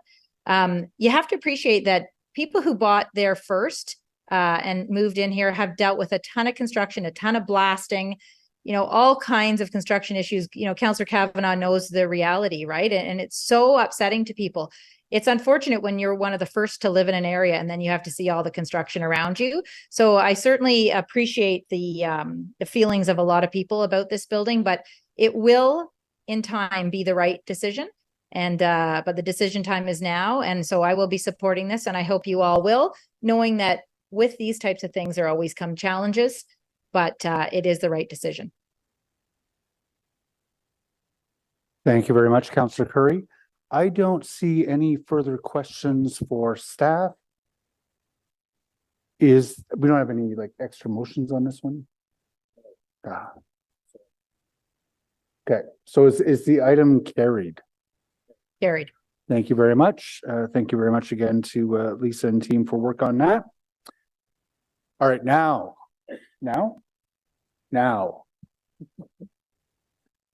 Bylaw 2008-250 with Bill 23. I hadn't anticipated a presentation on this one. Do any members of the committee need any particular clarification off the top before we move into public delegations?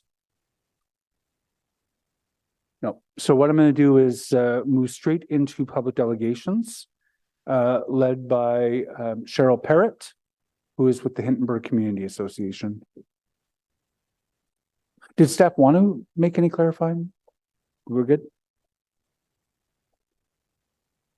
Yes, that's fine, Chair. We're happy to make comments. I think Dave had some introductory comments he wanted to give, but we introductory? Okay. We can put that off if you want to go straight. No. All right, we're going to move straight into Ms. Parrott's delegation. Cheryl, you're up. Oh.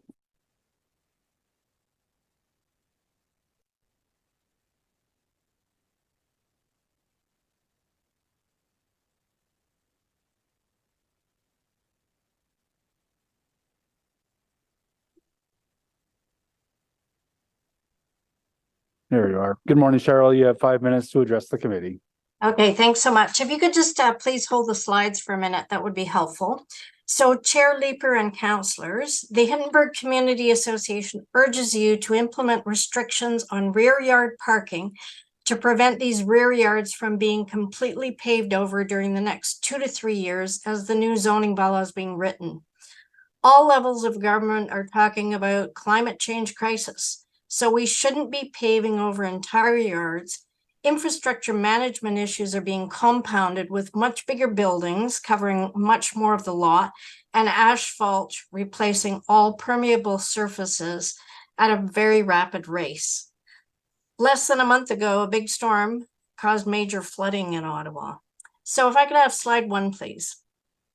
Our suggestion is a new option 6. Which would be a combination of staff's recommended option 5, which we do support, plus option 4, which would give a minimum 15 meter square soft landscaped area that would be an aggregated amount in a functional rectangular area where a tree might be planted and might survive. This would be far better than a small strip around the perimeter. The R4U zoning requires a similar aggregated rectangular area, but indicated that 25 meters square was required for tree survival. So even though this report looks like it's talking about the tree could survive, it's a bit unclear, and hopefully forestry could provide an answer to that. Next slide, please. We hope that we understand correctly that if the staff recommended option 5 is passed by planning committee, that these rules will actually apply to long semi-detached buildings across the city.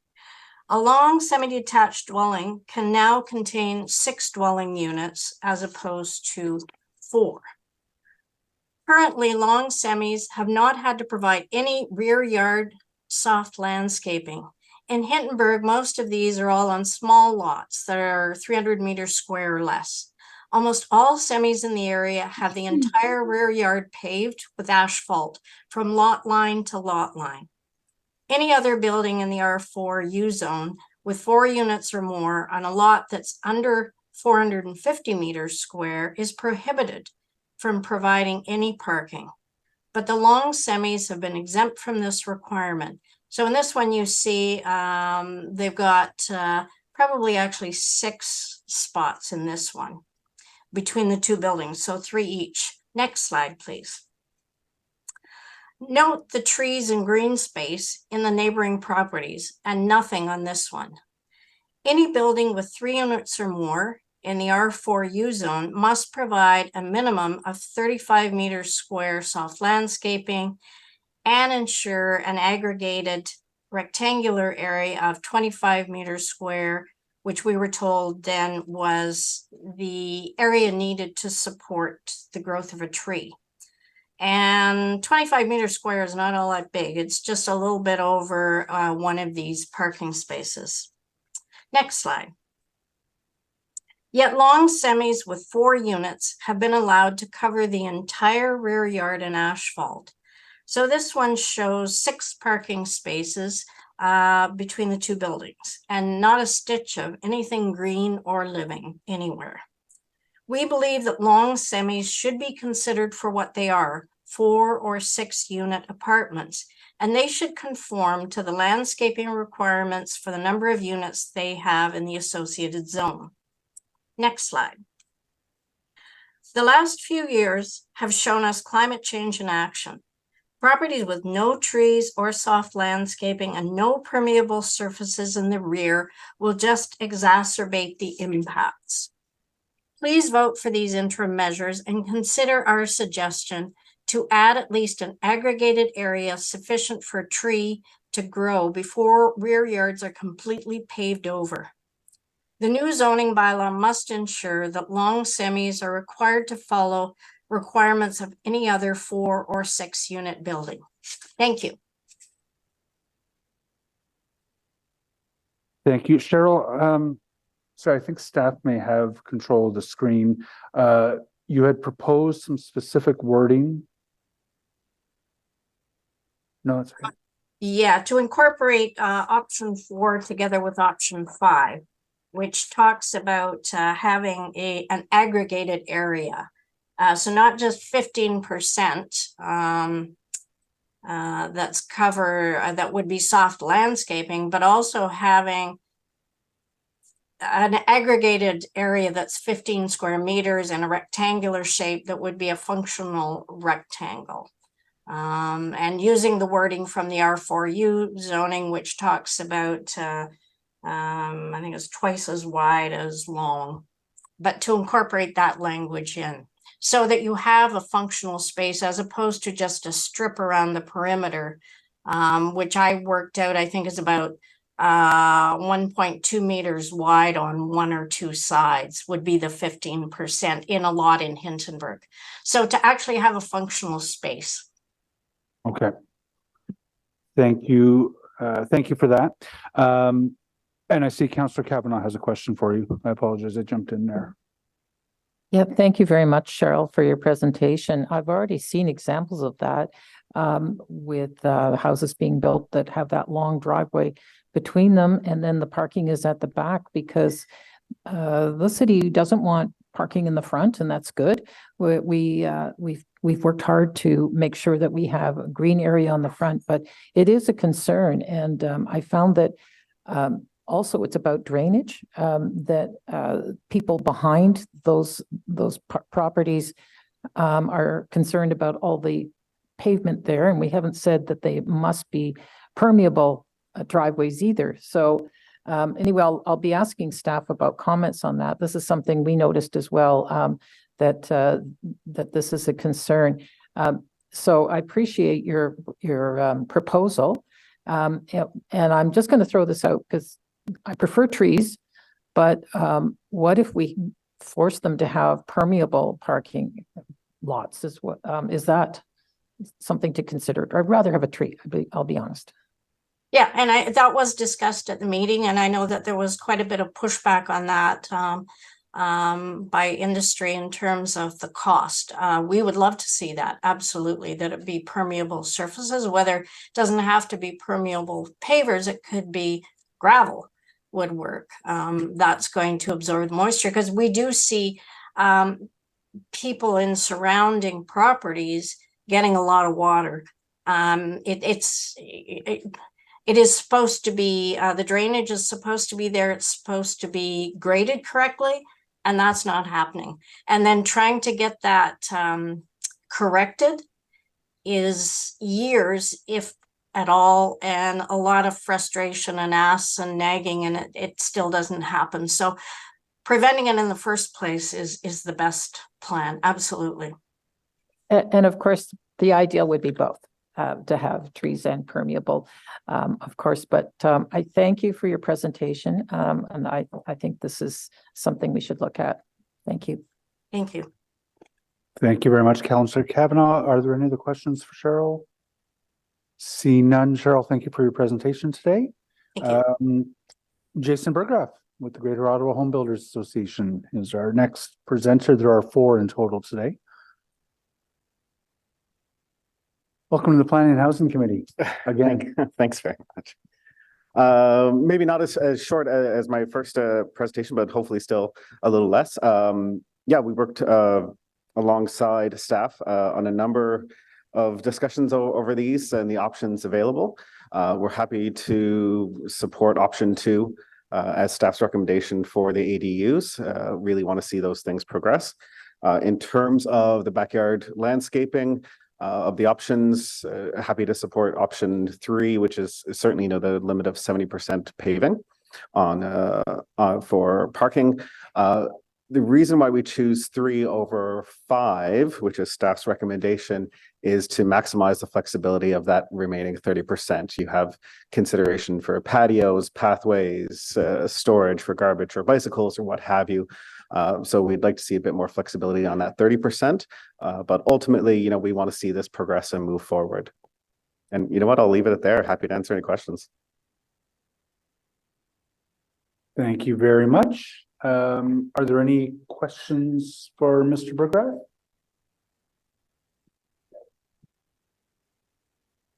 Realize this is outside of zoning. This has been allowed, even though we don't have a amending or a amendment to our bylaws. Creating 2 units on a single lot has been allowed. What do you have any feedback or comments, observations for our committee about how the process has been for builders and developers in obtaining permits to go ahead with this type of development? I don't have any specifics. What I would say is that members are holding back proceeding with these types of projects until this is settled, right? That there's a hesitation there because you don't want to have to fight on a case-by-case basis about what the rules and what the rules are going to be doing that, and not proceeding with this, despite that the provincial rules would allow that. Then you're having to have that argument over and over again, whereas we're kind of setting the bylaw to facilitate the ADUs, which ultimately will make everything a lot smoother for everybody. Okay, thank you. Thanks, Chair. Are there any other questions for Jason? Oh. Thank you, Chair. Yeah, no, I wanted to ask you about permeable driveways, because this is something that I'm seeing more and more as being needed. We need that drainage. The asphalt is a problem, and if that can be incorporated in. Sure. So as the previous delegate did say, permeable paving was brought up as the discussions. It would be certainly, if you were talking about like interlocked, one of our members did a quick calculation on one of the any of the typical kind of pictures that Cheryl had shown earlier, and you're looking at about a $40,000 increase in that kind of cost. We're happy to have those kinds of discussions about maybe what's moving forward, but we'd much prefer to have them in the context of the entire comprehensive zoning bylaw versus just this individual piece today. Okay, understood. But you see the concern of drainage, because I've already been through this already with new developments that had previously been empty lots, more or less, and then totally paved at the back, which means the person behind them gets runoff. So and the need for trees. What about increasing the capacity for trees at the back? So you'd ultimately with your 30, if you're doing 70% parking, your 30%, you could split up however you wanted to do that. If you wanted to devote more space to green and to trees, certainly the changes would allow you to do that now. I'd also reference that we are working with the city on the infrastructure side on-site stormwater management to retain, because there's a lot of movement there on smaller projects, which would, if you're increasing roof surface and what have you, they want to start retaining that water on site versus having it go into the stormwater system that's there. So there'll be solutions that will be part of that setup as well, moving forward with the IMP. Thank you. I think ideally we want water to be absorbed rather than go into the stormwater system, which actually is more of an expense for the city. Thank you.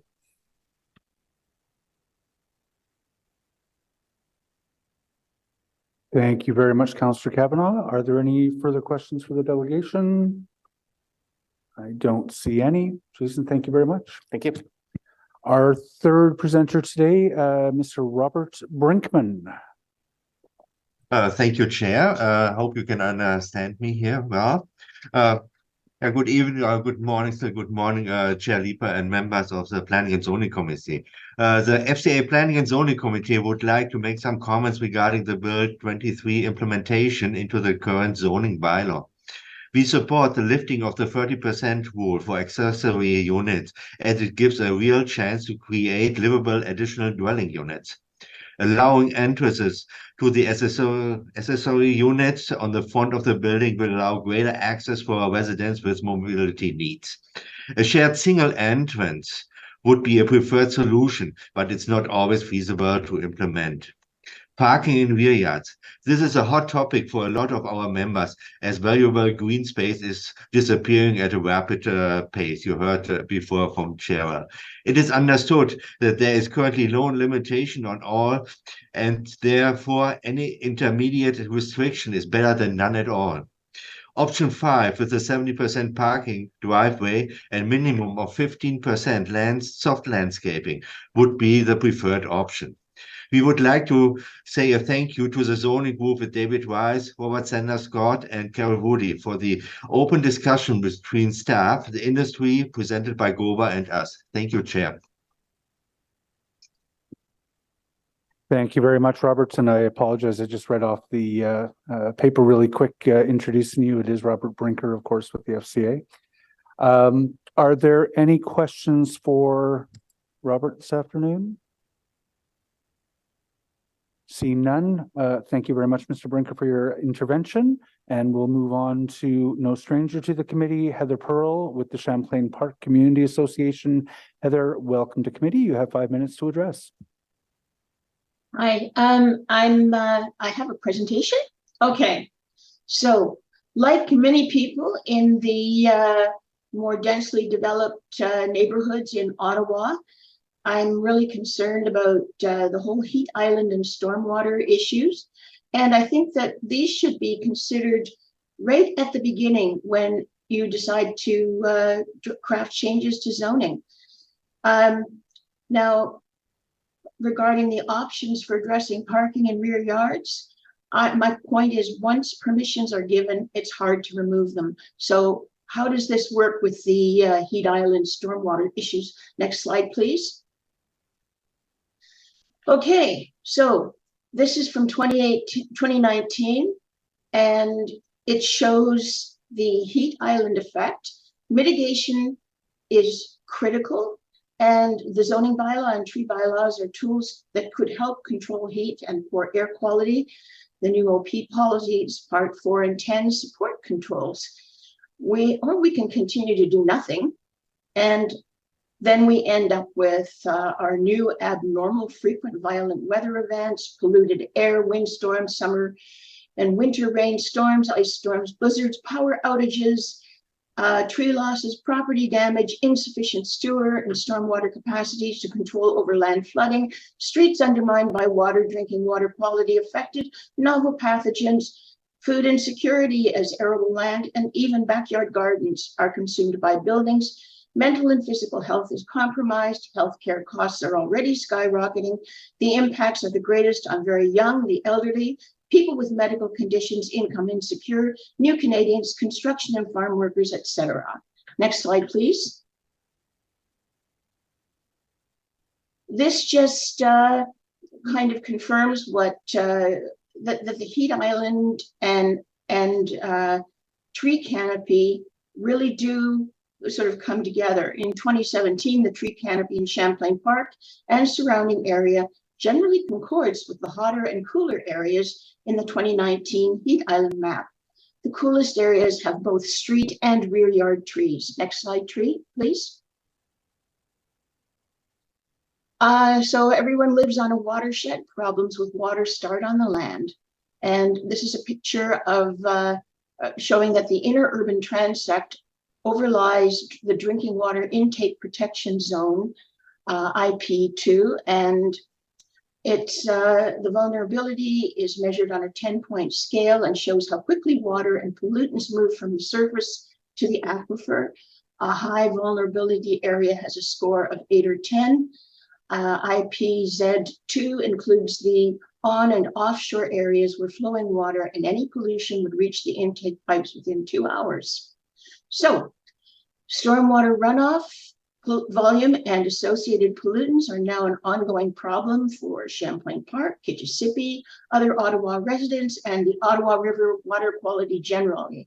In many parts of Ottawa, the naturally limited permeability, limestone bedrock at or near the surface, means that the climate change induced increasingly frequent summer and winter extreme rain events overwhelm storm sewers and undermine streets. We've had a huge volume of large footprint intensification since 2007, with trees removed, severely reduced available permeability. The development already exceeds the capacity of the stormwater and sewer systems. We saw this just this summer. We've had a lot ongoing for the last few years. On July 28th, a series of severe supercell thunderstorms created flash flooding, hail, power outages, tornadoes, major damage to homes and vehicles. My vehicle was one. August 10th, 77 millimeters of rain fell in a few hours, flash flooding, power outages, sanitary sewers, regurgitated contents into many homes, major damage to homes. The combined sewage storage tunnel has only been in service since 2020.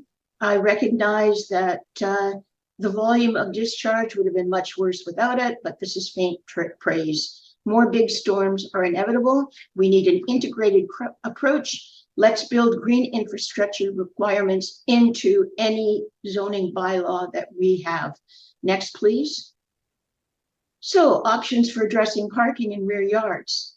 So, do what we're proposing promote development of safe, healthy streets and spaces, or are we promoting a city where no one can be outside in the summer due to hot, polluted air, or in winter due to icy sidewalks and encroaching vehicles, or wild weather in any season? Will the kids have a safe, healthy streets and places to play? That there's attractive outdoor space for people of all ages and abilities.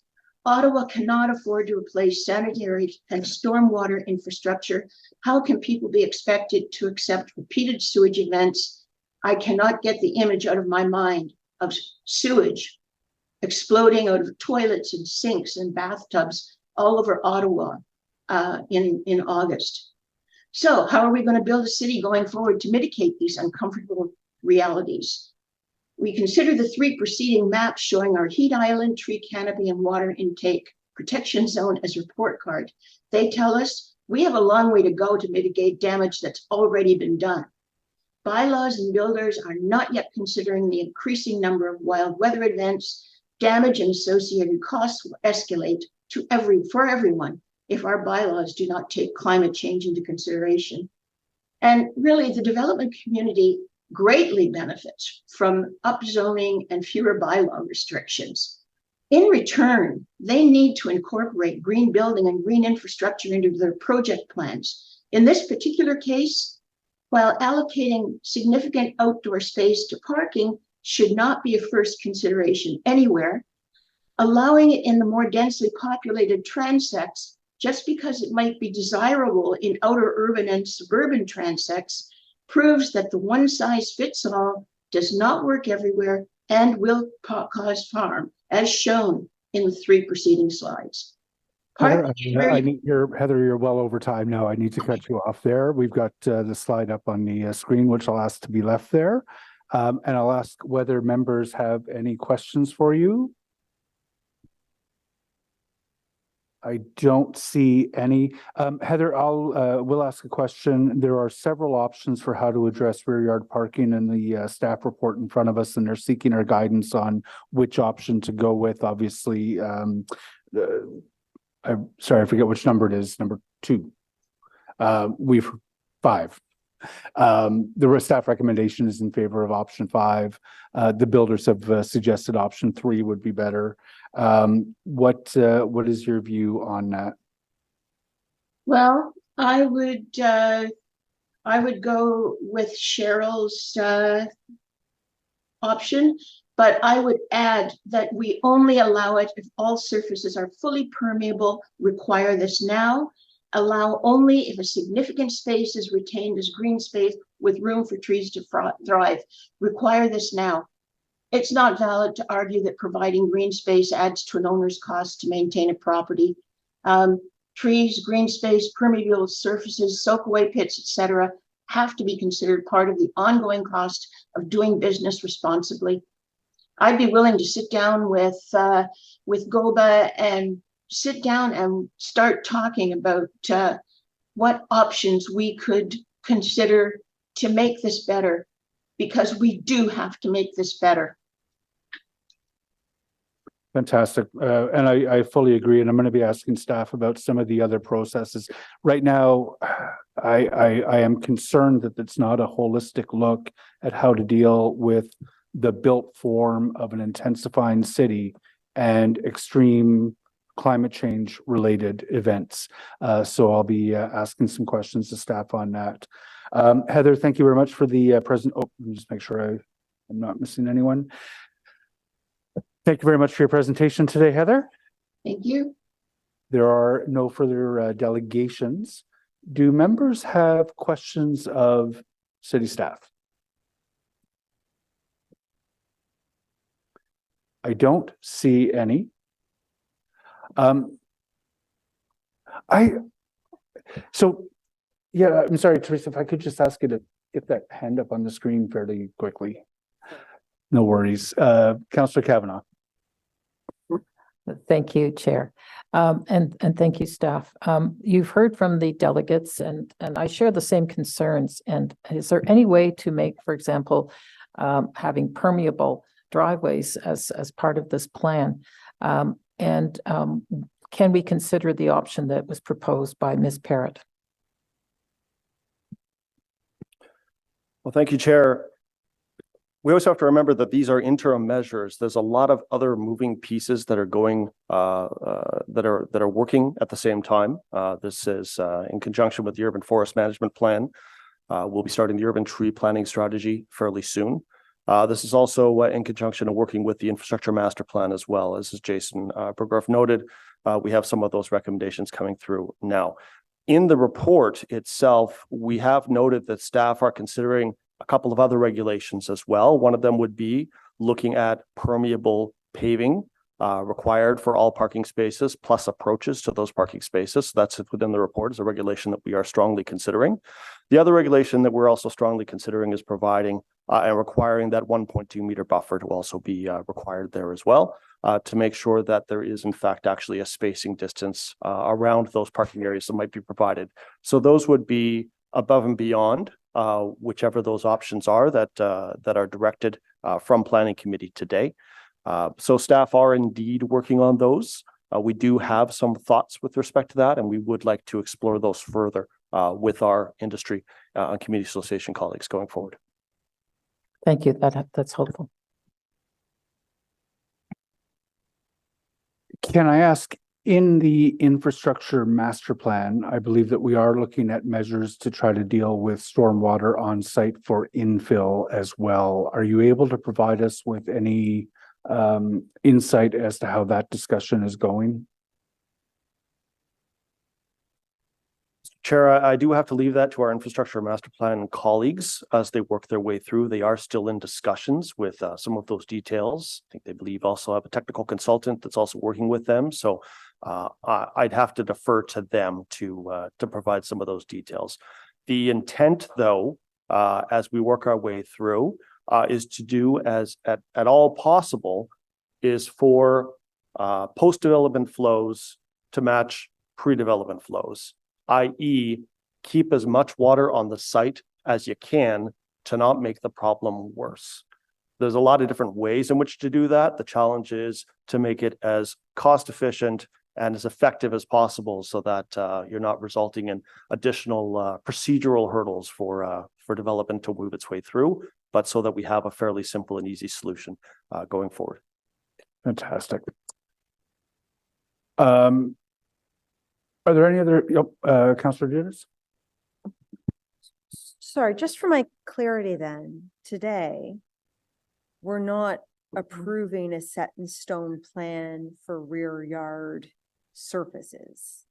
We've got a path forward and there's more discussion to come, because I'd be very hesitant to approve that portion of today's report, knowing that there's still infrastructure and tree canopy considerations. There seems to be a lot of moving parts here. So just for my clarity, what exactly, as part of this discussion in the rear yard surface allocations, what are we supporting here today? What are you asking us to approve? Chair, thank you very much. The challenge that we have right now is we are, to be blunt, in a reactive mode. And we are in a reactive mode because the changes to Bill 23 are in effect now, which means that we have development that is now moving forward under building permit now that can pave 100% of the rear yard. Now, there are indeed discussions that are happening with respect through the comprehensive zoning bylaw process, through the infrastructure master plan process, that will happen through the urban forest management plan process that will work its way through. But right now, we know that we have a challenge. And we know that if we allow development to proceed as it is right now, we will continue to have those challenges. So what we are doing is we are seeking direction on what we should do now to control development as it moves its way through, and to provide certainty to the development industry as to what those rules are going to be over these next 2 years as we work to find the more comprehensive, holistic solution.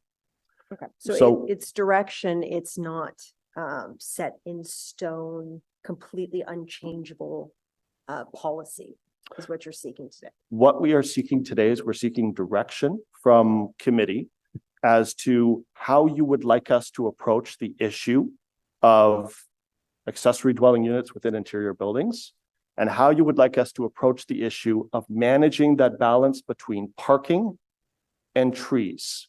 Now, we will take that direction and we will go back and we will craft a zoning bylaw.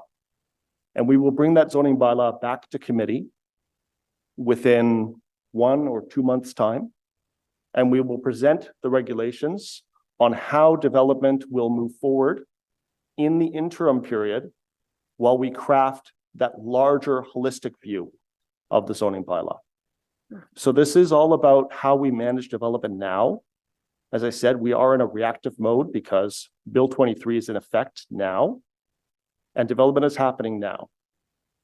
But we need to solve this issue and understand with clarity from staff's perspective and from industry's perspective, how we can move forward together so that we can then turn our attention to actually looking at a proactive future zoning bylaw.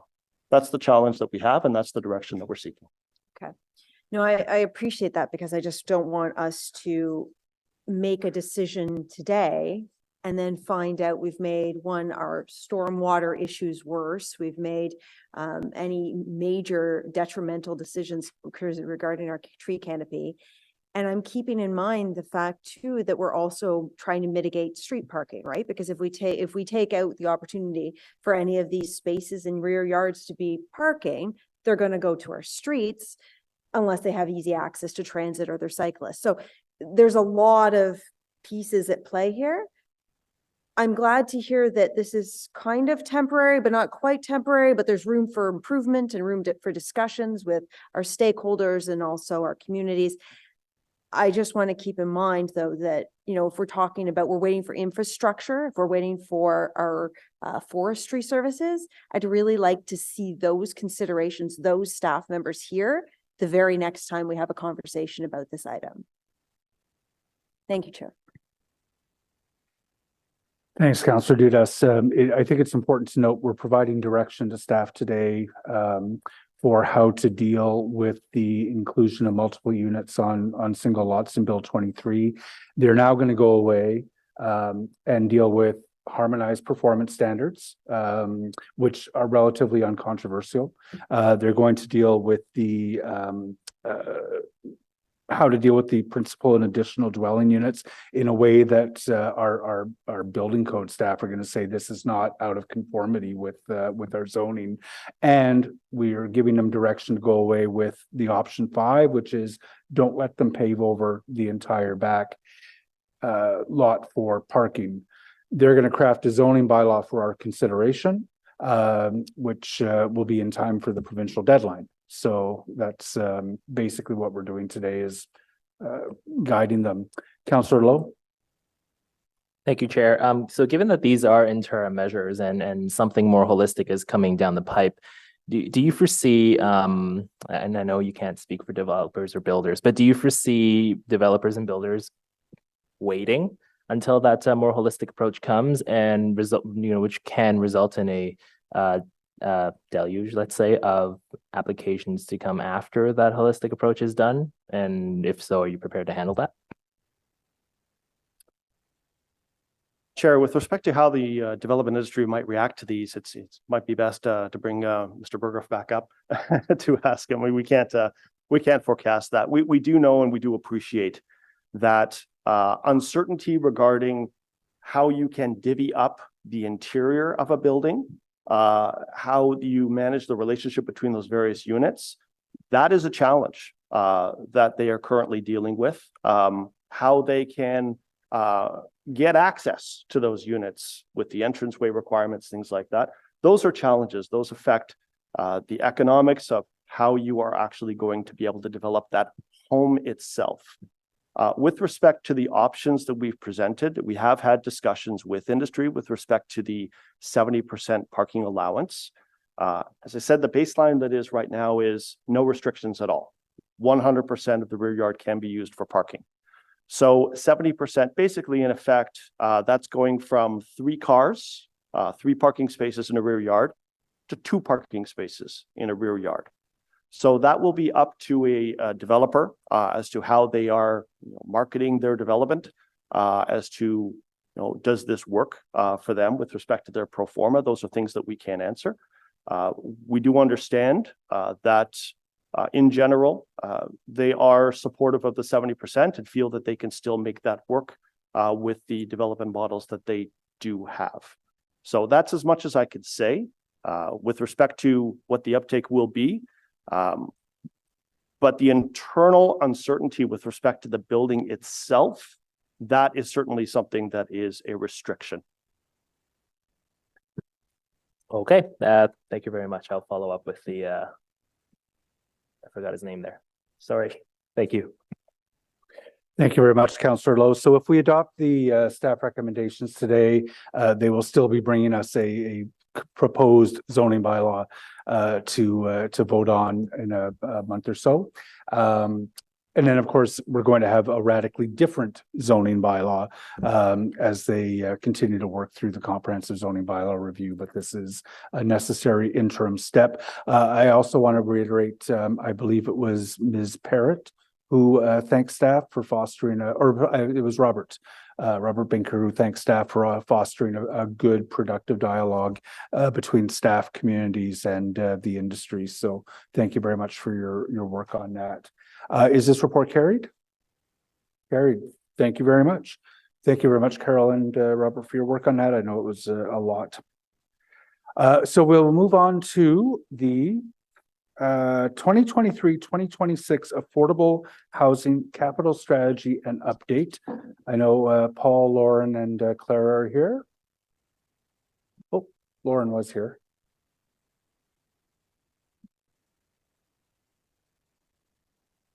Paul, thank you.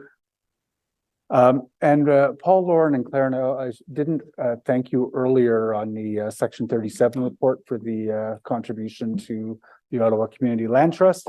I know you were creative in that and you were open-minded in that, and we'll see how that goes. So thank you for your willingness to take a chance with me. I hadn't anticipated a presentation today. This is a fairly routine report, but Paul, can I just ask you how this report today differs from what we might normally see in that we're looking at some multi-year commitments? Thank you, Councillor Leeper, and good afternoon, everyone. My name is Paul Levy. I'm the Director of Housing Services, and I'll be presenting today with my colleague, Lauren Reeves, who's coming to join us. So Housing Services is pleased to present its first term of council capital funding strategy. And the purpose is to provide our not-for-profit partners with a really clear commitment of capital funding towards significant projects that can be delivered during this term of council. And the strategy enables us to really chart a path forward over the next 4 years to provide a larger picture of the investments between 2023 and 2026 to make sure that the planned shovel-ready projects significant to the achievement of the 10-year housing and homelessness plan objectives can be achieved. And the recommended investments outlined in the report take into consideration the current trends in the housing and homelessness sector. As you know, there's been a lot of shifts in trends over the past few years, to say the least, during the pandemic, and it continues. We also looked at the current trends in the residential construction industry, as well as the council-approved 2031 municipal housing pledge. So that kind of gives you a synopsis of the backdrop behind our capital funding strategy, which we are presenting for the first time to you today for this term of council. Okay. Slide. Do we have the slides? Chair, if I could just jump in for a second, would you like a presentation or would you like to just I'll look jump to the questions? members of the committee. I hadn't, I wasn't going to insist on this. So I'm seeing some members who are like, yes, we would like to get a presentation. So please go on ahead with the slides. Thank you.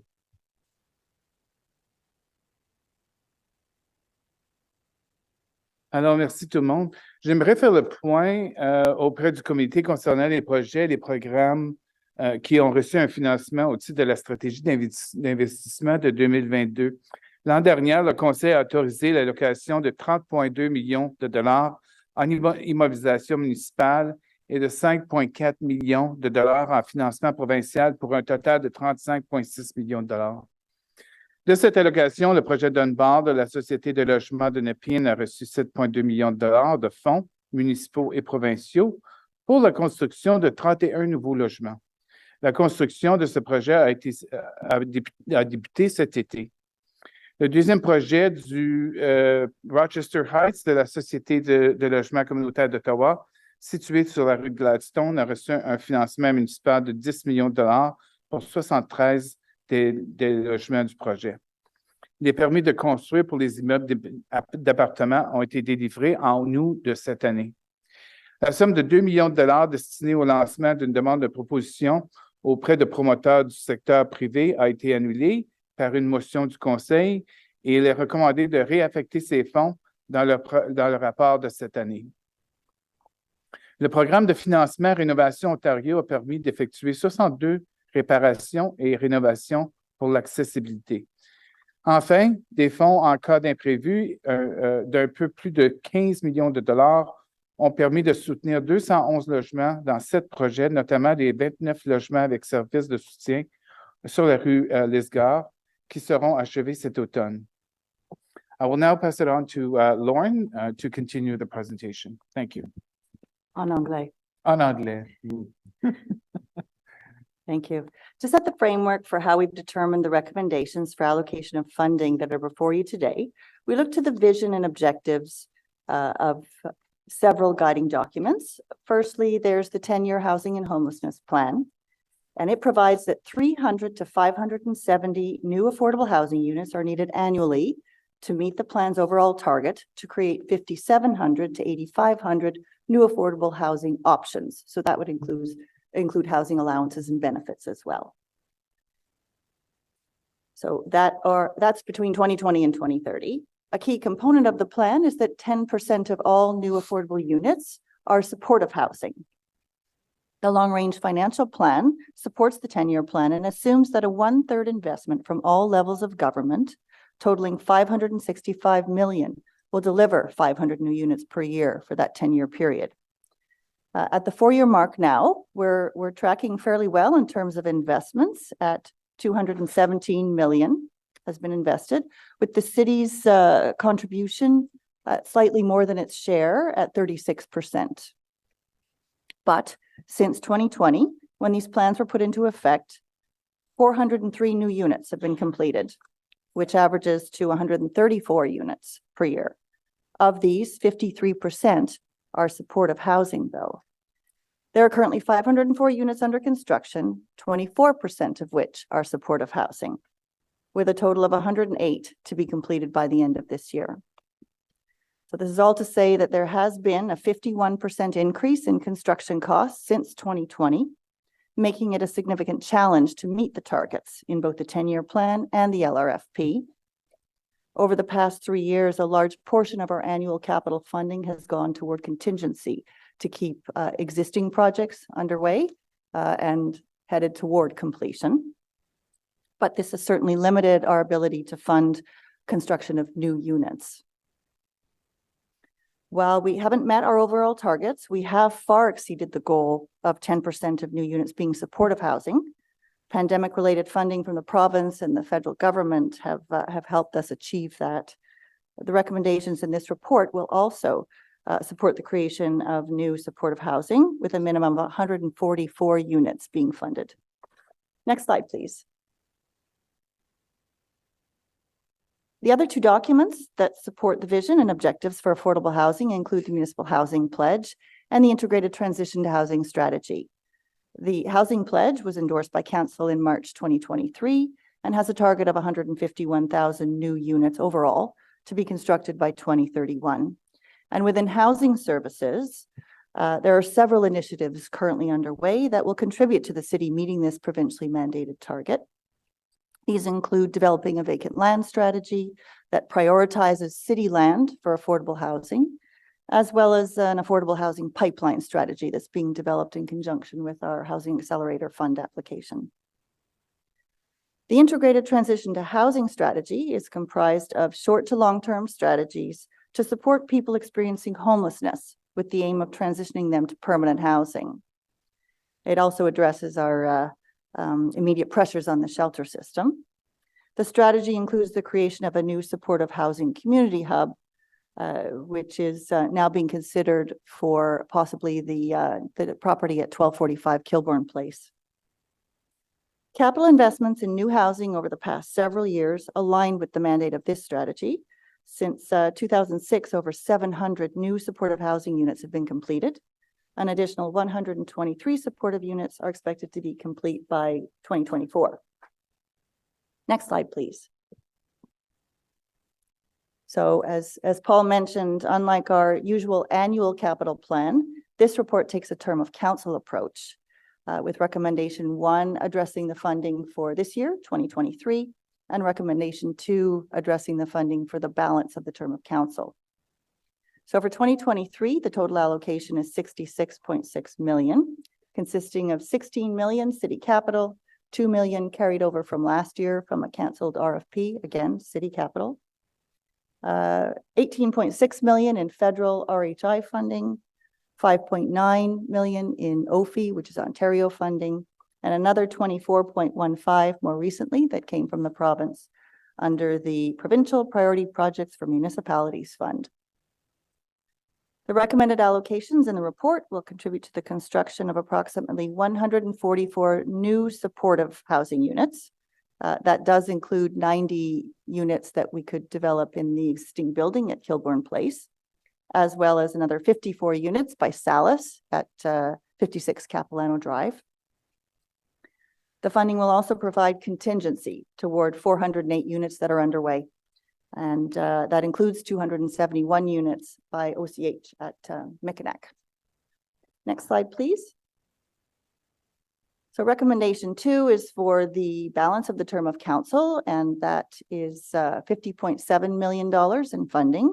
It's made up of 45 million in city capital, 15 million for each year of the LRFP under the current LRFP, and then 5.17 million in provincial funding, and that's the only other known funding at this time.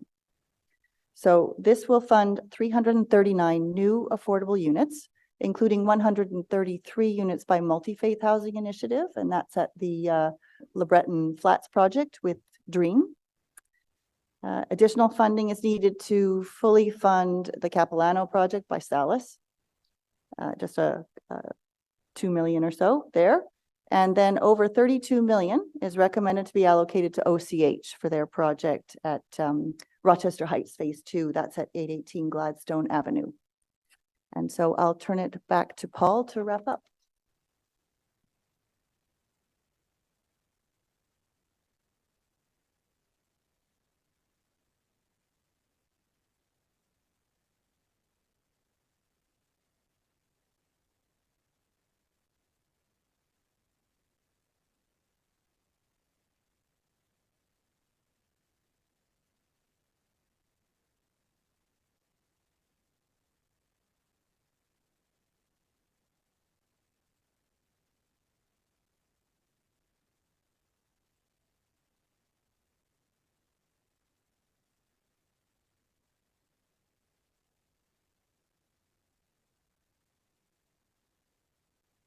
Enquête présente les projets que nous pourrons mettre en œuvre si les fonds d'immobilisation étaient disponibles.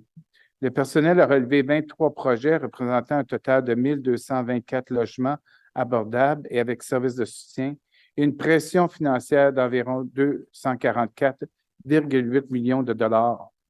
D'autres projets peuvent exister dans le secteur et nécessiter un financement de la part de la Ville et d'autres ordres de gouvernement pour être pleinement réalisés. Grâce au fonds pour accéder à la construction de logements, le personnel prévoit qu'environ 1700 logements relevés dans les documents 2 et 4 pourront être soutenus au cours des 3 prochaines années. Toutefois, un soutien financier supplémentaire est nécessaire pour rendre les projets financièrement viables. This concludes our presentation. We'd be happy to take questions. Thank you very much to both. Before we turn to member questions of staff, we do have one presentation. Mary Huang, you've got 5 minutes to address the committee.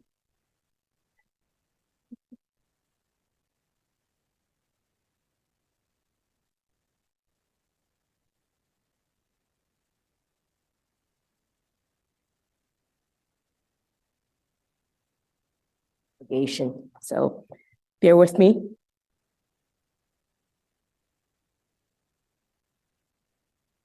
Okay, turn back off. Okay.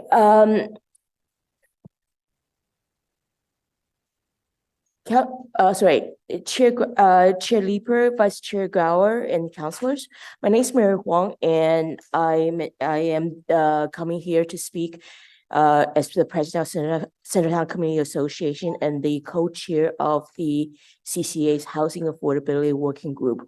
I'm also being involved with Ottawa Community Benefits Network for the last 4 years, and I'm a member of the task force to revitalize Ottawa downtown, where we examine options to convert residential office to residential.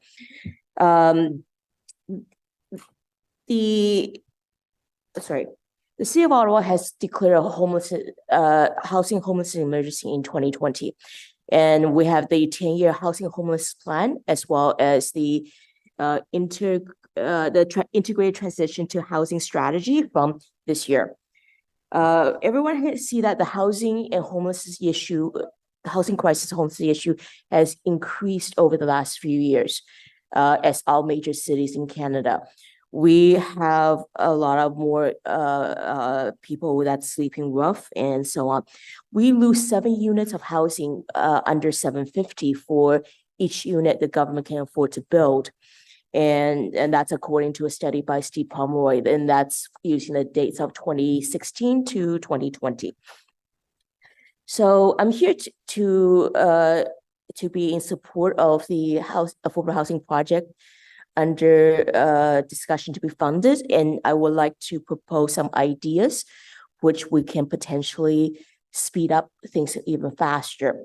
So a fantastic project, the OCH Melnick 18 Gladstone, as well as Salas, the Nepean Housing Corporation.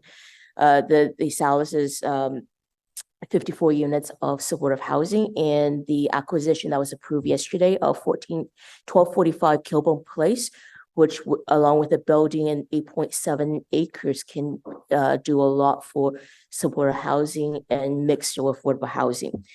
But I would like to speak especially in favor of things like the MHI and Dream Cooperation for Dream LeBreton Flats, where there was 133 units of deeper affordable housing to be owned by MHI at 79% of median market rent MMR. Sorry, 59%. It's Dream that has the 79% for 117 units.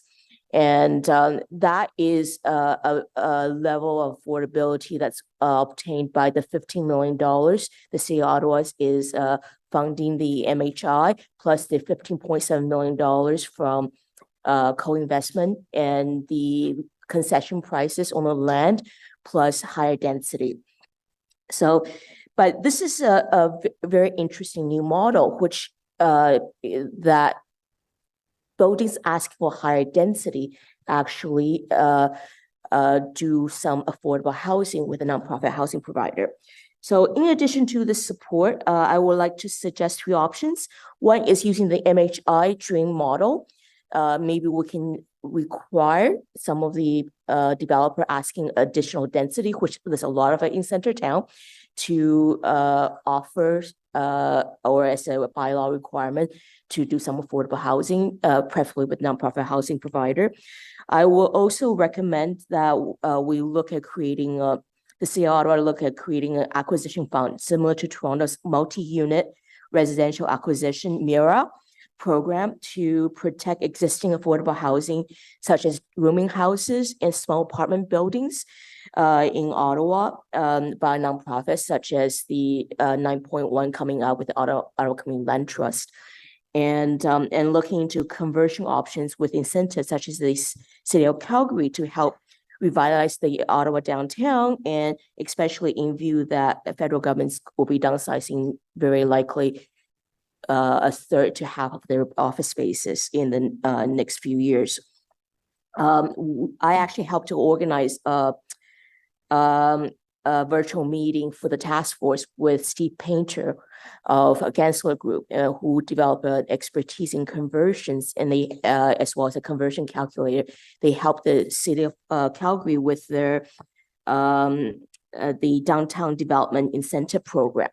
And also, I have also talked with the federal government, multiple departments and ministries and MPs about the potential of a Section 95 type acquisition fund, federal acquisition fund at a subsidized 2% interest rate and longer amortization at 50 years. And recently we have also requested that 30-year terms to be offered to nonprofits instead of 10-year consecutive terms as they do right now, because the predictability has a lot of value for nonprofits. So that concludes my delegation, and I'm open to answering any questions or discuss any of these ideas further. Thank you. Mary, thank you very much. Hi, Mary. Thank you so much. I share your passion for housing acquisition. I'm really thrilled that at this meeting, we actually just approved Jeff Leeper, Councillor Leeper, using his Section 37 money to help the Ottawa Community Land Trust acquire its first property. And I hope to do the same in my ward if I can figure out how to consolidate the.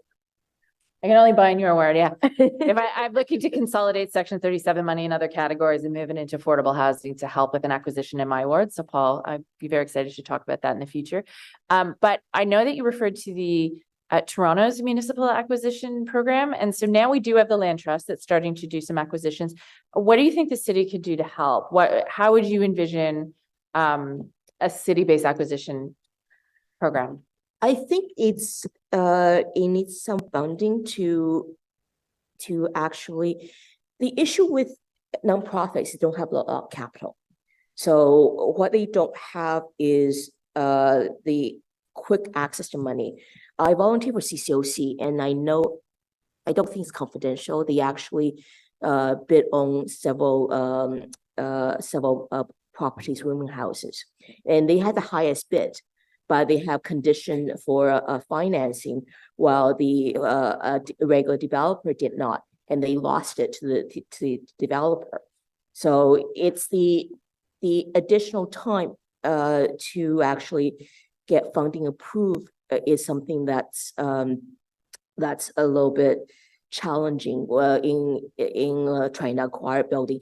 One of the things we're talking to the federal government and in Ministry of Infrastructure and also indirectly CMHC, and through my advocacy partner is a retired national director for CMHC.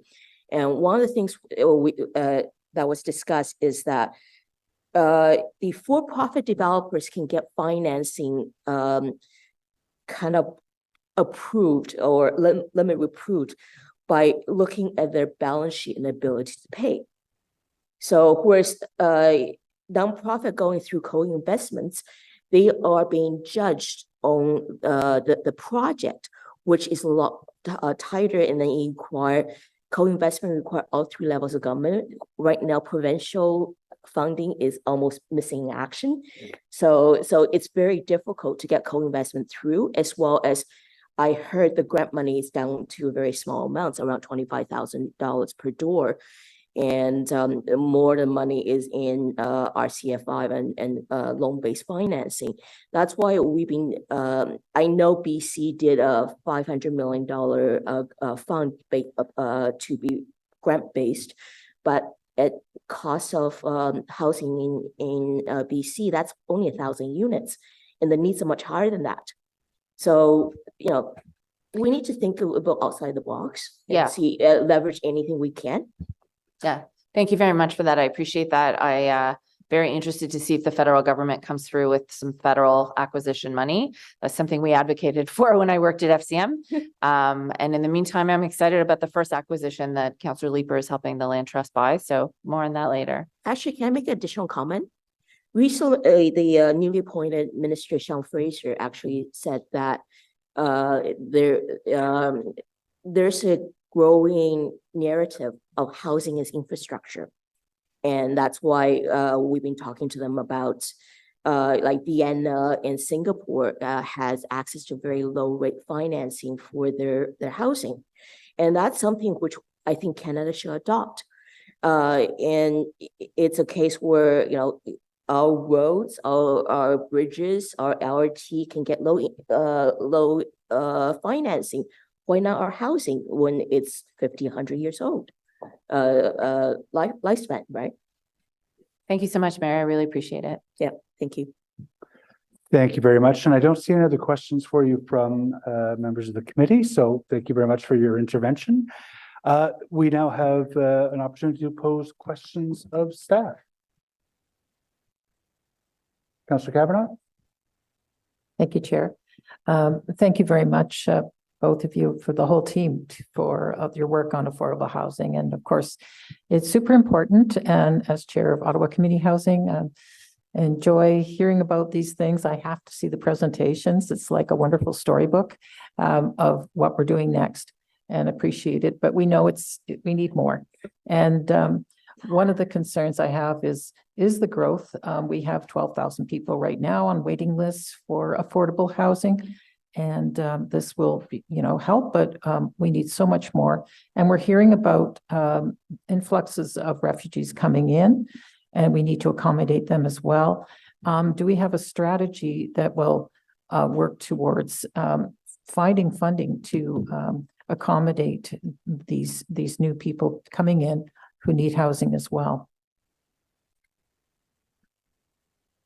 Thank you for the question, and through you, Mr. Chose. Undoubtedly, there has been incredible strain put on our housing system, including our emergency response.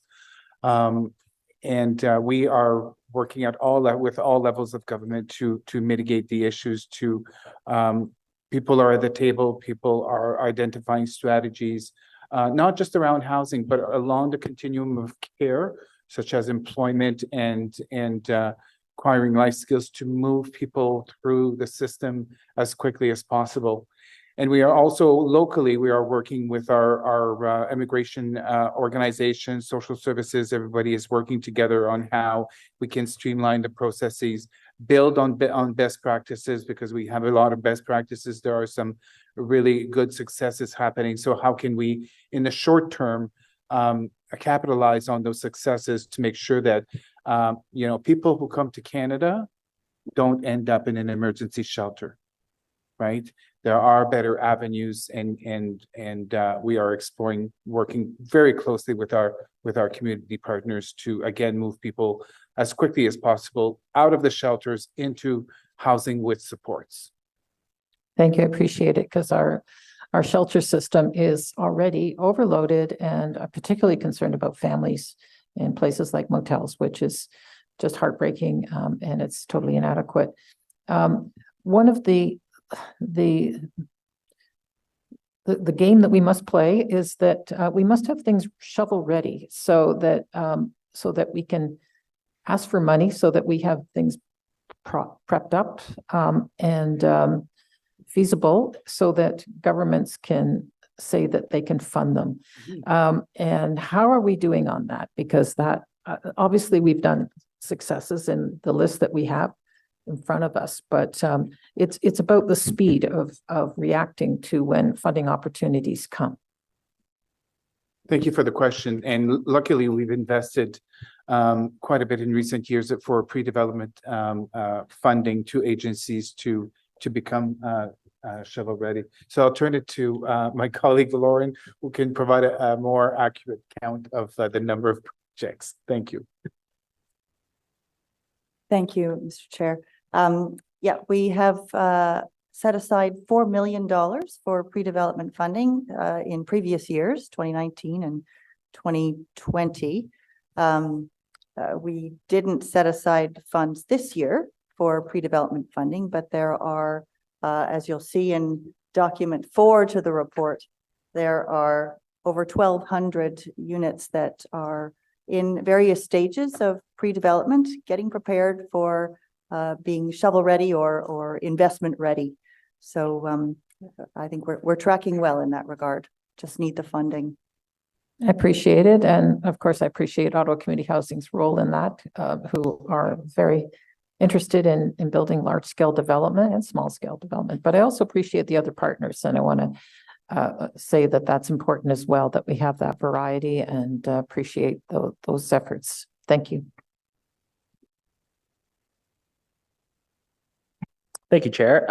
So, we saw with the exercise yesterday with the acquisition of 1245 Kilbourne that there's sometimes some aversion to supportive housing, whatever, in more suburban communities. Part of me feels that, there's obviously a stereotype, right? Obviously a stereotype, a view of whatever when you put up a building with supportive housing, because it's a very broad term.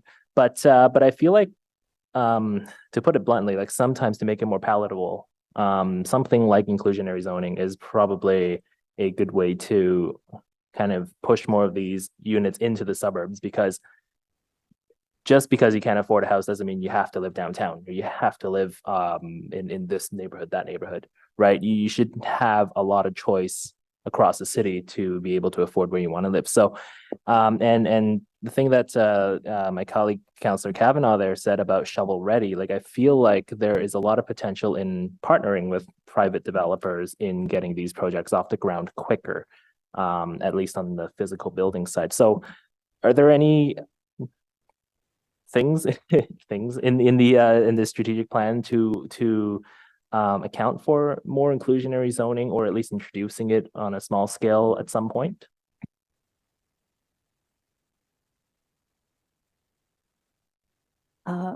Chair,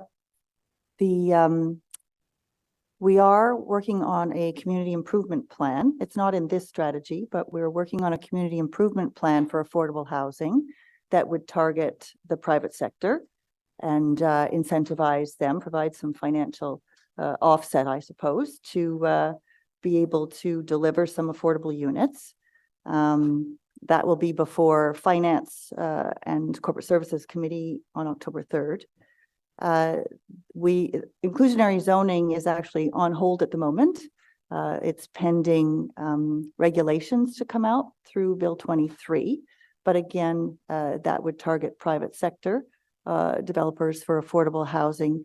Both of these, though, the incentive tools, CIP and IZ, they would target more of a middle income. It wouldn't really reach the deeper affordability. We turn to our not-for-profit partners to deliver that. Yeah, understood on the middle income point. Okay, that's all I had. Thanks very much. Thank you so much, Chair. So first of all, I want to say there are many projects in this capital plan that are in Somerset Ward. I'm very excited about the second part of Rochester Heights. And also, Councillor Lowe, just in response to your question about partnership with private developers, the Multi-Faith Housing Initiative project is really exciting at LeBreton, because it's the first time I think we're seeing in Ottawa where a nonprofit is getting air rights to specific floors of the building. And I just want to emphasize how important that is, because they are able to provide a really deep level of affordability, 59%, and not just median market rent in the whole city, but in the specific neighborhood. And Somerset Ward has the highest rate of poverty in the city. So it really will be deeply affordable. But on the contrary, we're seeing lots of examples where private developers have benefited from the rental construction financing initiative through the CMHC, and they produce zero affordable housing. So every time a private developer comes to me and wants to build a tall building, I'm encouraging them to explore this model because I think it has a lot of potential. But I am, so these projects are excellent, but I'm concerned in this meeting alone, and Councillor Brockington did the math, we approved 1,249 new apartments today. This plan would build 1,224 affordable homes in 4 years. This is not acceptable. And I'm not saying that staff aren't doing everything that you can, but we're not giving you the money that you need to build affordable housing anywhere close to the scale that we need in this city. I would just like to point out that a 1% tax increase would be $20 million. Other cities have considered an affordable housing tax levy. That would be $20 million a year that could go to affordable housing. I'm just putting that idea out there because I know that my next question, so my question that I'm getting to is, so you mentioned, should there be any remaining or additional funding, that there are other priority projects that you'd like to fund? What is the funding gap we're looking at to be able to build the projects that you know that are in the pipeline and that you would like how much money do we need? I think on your slide, it was in the range of 200 million. Okay. So obviously, if any of our federal or provincial partners are listening, this is an invitation to come to the table, but I would suggest that if we're more ambitious, we're going to attract more investment. And so just to repeat, 1,249 new apartments approved just today in this meeting, and less than that are proposed for the next 4 years. That really does worry me. I also just I have some concerns about the data in this report. I pointed this out actually when the housing department gave an orientation to new councillors a few months ago. It is still listing the average market rent in Ottawa for a studio apartment in the neighborhood of $1,100. It's double that now in downtown Ottawa. It's $1,800 to $2,000 for a studio to one bedroom. So I'm just very concerned that we're working with numbers that are up to 50% inaccurate I just did a perusal of rental listings this morning while we were sitting in this meeting. I'm not seeing a single apartment that's less than $1,800 in the city of Ottawa right now. If I'm seeing anything less than that, it's to share an apartment. So I'm just wondering what we can do. I mean, I understand that those are provincial averages, but I'm concerned if the city is using those averages, we're not, we're in trouble because if we're assuming that people can access rents of $1,100 for a studio apartment, I don't know where you'd find that. Thank you for the question, Councillor, through you, Chair. I'm not surprised to hear that they seem shocking. They are 2022 numbers that are CMHC. It's not the city that determines that, and we have to use those numbers. It's our ongoing issue between, you know, someone setting the rates and the actual cost of renting in this community, and then calculating the housing benefits. It's a bit of a nightmare. Yeah, well, and you know very well that people are not accepting the portable housing subsidy. They're staying in shelter because they know that that portable housing subsidy will not get them the housing they need on the private market. And this is part of why we have so many, we have 300% capacity in the family shelter system. Yes. Hence why we are piloting. Yes, I am very excited about the pilot for a higher subsidy for bigger families. And I've been talking about that. I think that's a very good thing. I just have, my last question is, you know, given the backlog we have in the pipeline, I know I asked this when you brought the initial housing HAF application to us, but why did we not ask for more money if we have unfunded projects sitting in the pipeline?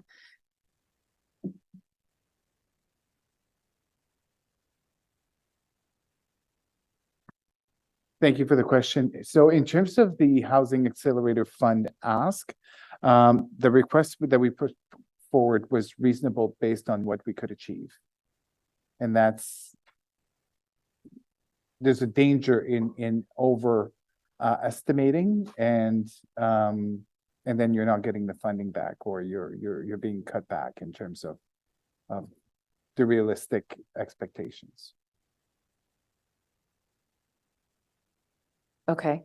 Unless you want to add. So what would you need from us to be more ambitious is what I'm saying. I know the answer is money, but you know, I know that we're entering a budget period where council is going to tell you approximately what tax rate to set, but I would really like to know how much money you would need to actually meet our targets for affordable housing.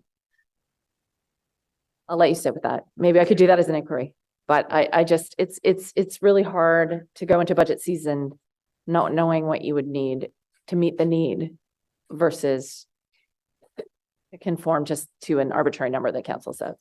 So, Mr. Chair, if I could answer the first question from the councillor on the Housing Accelerator Fund. There are estimates based on what we get from CMHCs based on what we think the city can produce. And it's not a one-time payment. So we provide those units up front. And then those payments are done in quarterly installments. And so CMHC will monitor the production of those units. And if those units aren't produced, then the preceding funds aren't provided. So to Mr. Levine's point, we need to have some idea of realistic expectations in our projections in order to receive those funds.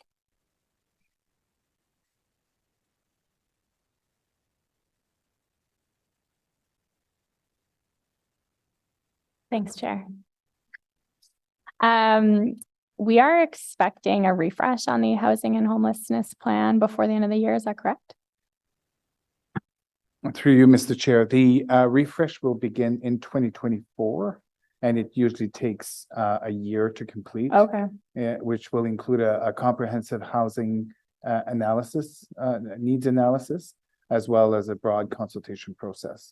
Okay. So it's a fairly big undertaking. So we should have the results by early 2025. Okay. And this is also a provincial legislative requirement that the provinces launch. You know, we anticipate they'll launch soon for all municipalities across Ontario to undertake that process. Okay. My next question, I don't think is relevant anymore, but I'm struggling a little bit with the targets we have set for ourselves, because I completely appreciate the need to be aspirational in the targets, given the need, given the wait list. But we're failing the current targets pretty significantly. So I'm concerned that they're not realistic. We were just talking about sort of realistic expectations for ourselves. So I don't know how you square that circle in terms of setting something that's aspirational, but at the same time achievable. So I guess it's more of a comment than a question, but. Thank you, Mr. Chair, and I appreciate the question. It's actually been a source of great discussion in the sector, housing and homelessness, when we were developing the 10-year plan, the first iteration as well as the refresh. And, it's always that debate, how aspirational do you go with your targets? And with respect to the affordable housing options, both the new builds as well as the subsidies, we felt at the time, given the trends, given the economic conditions, that our targets were very sound, and it was also linked to long-range financial plan. It did make some assumptions that the other levels of government would contribute as much. That hasn't happened as much as we had hoped. And then there was the pandemic, and then all the fallout from that. So all this to say that there are obviously some extenuating factors that are beyond our control.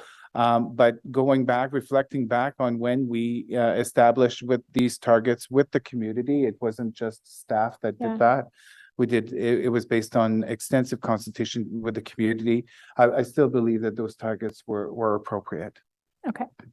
Thank you. Finally, I note for the Rochester Heights project, average rent across the units is approximately 95% of average market rent, and typically the benchmark would be 80%. So just, is 95% still considered affordable? And is that sort of barometer going to be applied to other projects as well? Thank you, Mr. Chair. That target is not the best. It's certainly the deeper the affordability, the best it is. It's also tied to the amount of funding. So if more funding would be available, we would be able to purchase a deeper affordability. Unfortunately, we're trying to stretch the dollars as much as we can, and cater to a wide range of people who need our services and need affordable housing. It's really a balancing act, but we hope that our hope would be to be able to provide deeper affordability. Okay, those are my questions. Thank you. Councillor Kitts, I was wondering if I could just clarify that though, but it is a mixed market model in those buildings, so that's why the average might look higher. So this is the building across the street is the first time CCOC OCH experimented with this model, which is very similar to CCOC, which is that it's 50% market and 50% deeply affordable in the building.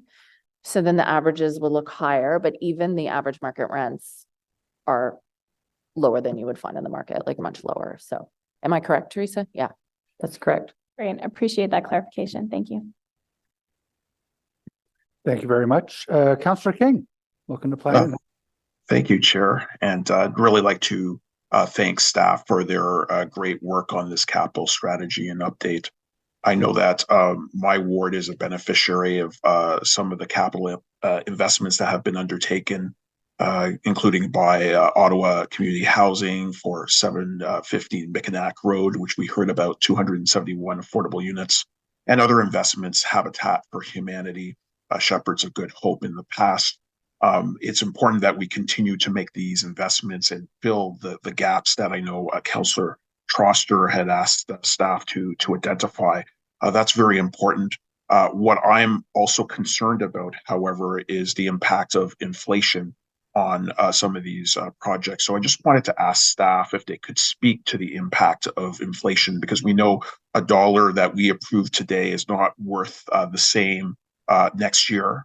And we know that these are multi-year projects in terms of implementation and construction. And we also know that, over the last several years, we've seen the impact of inflation and as well supply chain on our construction projects. So I'm just wondering, how is staff accounting for the impact of inflation in this capital strategy? Thank you for the question, Mr. Chair, through you. Without a doubt, the high interest rates, the inflationary costs, construction have risen and have made it more difficult for us to meet our targets and objectives. Just to put it into perspective, about 3 years ago, the average subsidy was around 120,000, and now we're up to 200,000. So when we look at the amount of funding we're going to get and try to allocate the funding, that's a pretty big impact, right? So we are hopeful that things will stabilize, and that with the refresh of the long range financial plan that is coming in the fall, we'll have a better sense of the associated costs and what we can have in terms of outputs, which will then feed into our 10-year housing and homelessness plan refresh. To Councillor Kitt's point, is look at our targets again, and are they realistic based on what the current environment is, based on our future projections, and what we can realistically achieve over the next term of council. I appreciate that answer. To translate, are we being proactive when we are dealing with senior levels of government in terms of the requirements? Because there have been projects where we have received dollars, but we have to come back for more. So I'm just wondering if we're being more proactive due to the impact of inflation when we are having negotiations and negotiating financial arrangements with the senior levels of government. Thank you for the question. In actual fact, yes, the short answer is yes. We meet regularly with our colleagues at CMHC to review the projects, to review the barriers, the challenges that we're experiencing, and especially the increased cost and inflationary impact that it has on our projects. So every opportunity we take, we certainly do take advantage of it to try to mitigate these scenarios and make sure that we deliver on target. I appreciate that. I know that yesterday we got some confirmation that the city treasurer and the finance department is working on a municipal price index. And if we are seeing a refresh of our 10-year housing and homelessness plan, it would be good to ensure that that MPI is integrated into that report, or at least that financial formula is integrated into that report. Thank you so much for the hard work on this report. Thank you so much for the investments the real investments that I feel that we are seeing in the city in terms of housing. And we will look forward to further updates. Thank you, Chair. Thank you very much, Councillor King. I thought for sure Councillor Trosser was going to lower a motion on us. Laying some truth. Not yet. Not yet. Biding time. I don't see any other questions for staff. Lauren, Paul, thank you very much for the continued excellent work on this. And thank you to members of the committee as well. Meeting after meeting, this committee is seized with housing issues. It's noticeable. I've been a city councillor now for 9 years, and this committee is dealing far more with housing issues than previously, indicative, I think, of the commitment that this council has made to addressing housing issues in the city. So is this report carried? Fantastic. Thank you very much.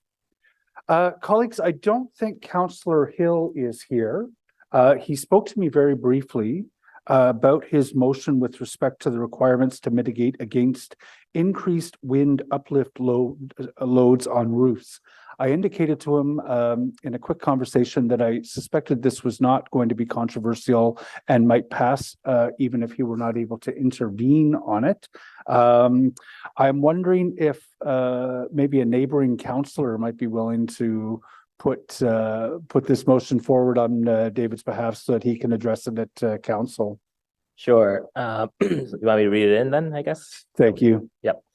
So whereas two EF1 tornadoes touched down in Barrhaven on the 13th of July, impacting over 125 homes, and the third EF0 tornado touched down in Finley Creek on the 3rd of August, impacting 12 homes. Whereas the August 3rd tornado represents a 7th extreme wind event in Ottawa since 2018, including the EF3 tornado that devastated Dunrobin in the 2020 derecho that damaged wide swaths of the city. And whereas extreme wind events do the greatest structural damage to roofs, causing thousands of dollars in damage and leaving residents without a primary home for months, and in some cases years. And whereas stronger fastenings where the frame of the house meets the roof, known as hurricane straps or tornado clips, are a cheap and effective solution to secure roofs during extreme wind events. And whereas the provincial government is currently considering amendments to the 2012 building code, therefore be resolved, the mayor, on behalf of council, write a letter to the Minister of Municipal Affairs and Housing, conveying the City of Ottawa's support for the province's proposed green building code to include requirements to mitigate against increased wind uplift loads on roofs,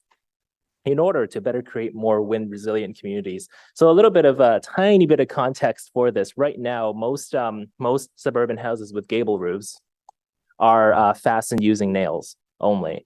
And we know that in most wind events, a lot of the wind kind of pushes these roofs up. In fact, one of the tornadoes in Barrhaven at some point over the summer blew a roof over the train tracks. Like one house actually lost its entire roof and it landed in somebody's backyard. So these straps were made mandatory in Florida after the 1992 Hurricane Andrew, I believe his name is.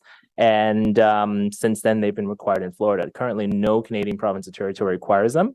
There are some localized requirements in Canada, but we feel that these are an inexpensive way to help people prevent the loss of, their roof, the roof over their head, literally. So while obviously this motion doesn't make anything mandatory, it does indicate our support for such a measure to be implemented into the updated building code coming later sometime. Thank you very much, Councillor Lowe, for bringing that forward on Councillor Hill's behalf. And I know Councillor Hill will probably want to address this as well when it comes to council if it passes today. But there is a question from Councillor Brockington. No, I just wanted to say that Councillor Hill and I have spoke about this motion when he was first thinking about it following recent incidents in Barrhaven, and as he's the vice chair of the Emergency Preparedness Committee as well. I'll just say that in River Ward, there are still homes that stand today that were hit by the May 2022 derecho that have still not been repaired, that still have tarp over their roofs. The siding is missing. That damage was so significant that they still are in that condition. So I don't know the green building code in and out, but what I do know is that incidents that we've experienced this decade are going to happen more frequently. And we need our housing to withstand or better withstand incidents like what we've experienced. So it's the reality that we live in. And I'd rather spend a little bit more today when a home is being constructed than have to repair it, the significant money that is required there. So I do support this. And again, like I said, I think it's an ounce of prevention is a valuable investment at this point, given the weather that we know is coming. Thanks, Chair. Thank you very much, Councillor Brockington. Just before we pass it, I know there's not a lot of debate on this one, but I just wanted to give staff the opportunities. Are there any cautions that you would have for us, or can we be fairly confident passing this? Thank you, Chair. I know when the notice of motion was tabled, I reached out to our chief building official and he had no concerns with this approach. Thank you very much. So with that, is this item carried? Thank you very much, colleagues. And again, thank you, Wilson. Are there any notices of motion for consideration at a subsequent meeting? Inquiries? There is no other business. We are adjourned until our next meeting, Wednesday, September 20th, 2023. Thank you very much, colleagues.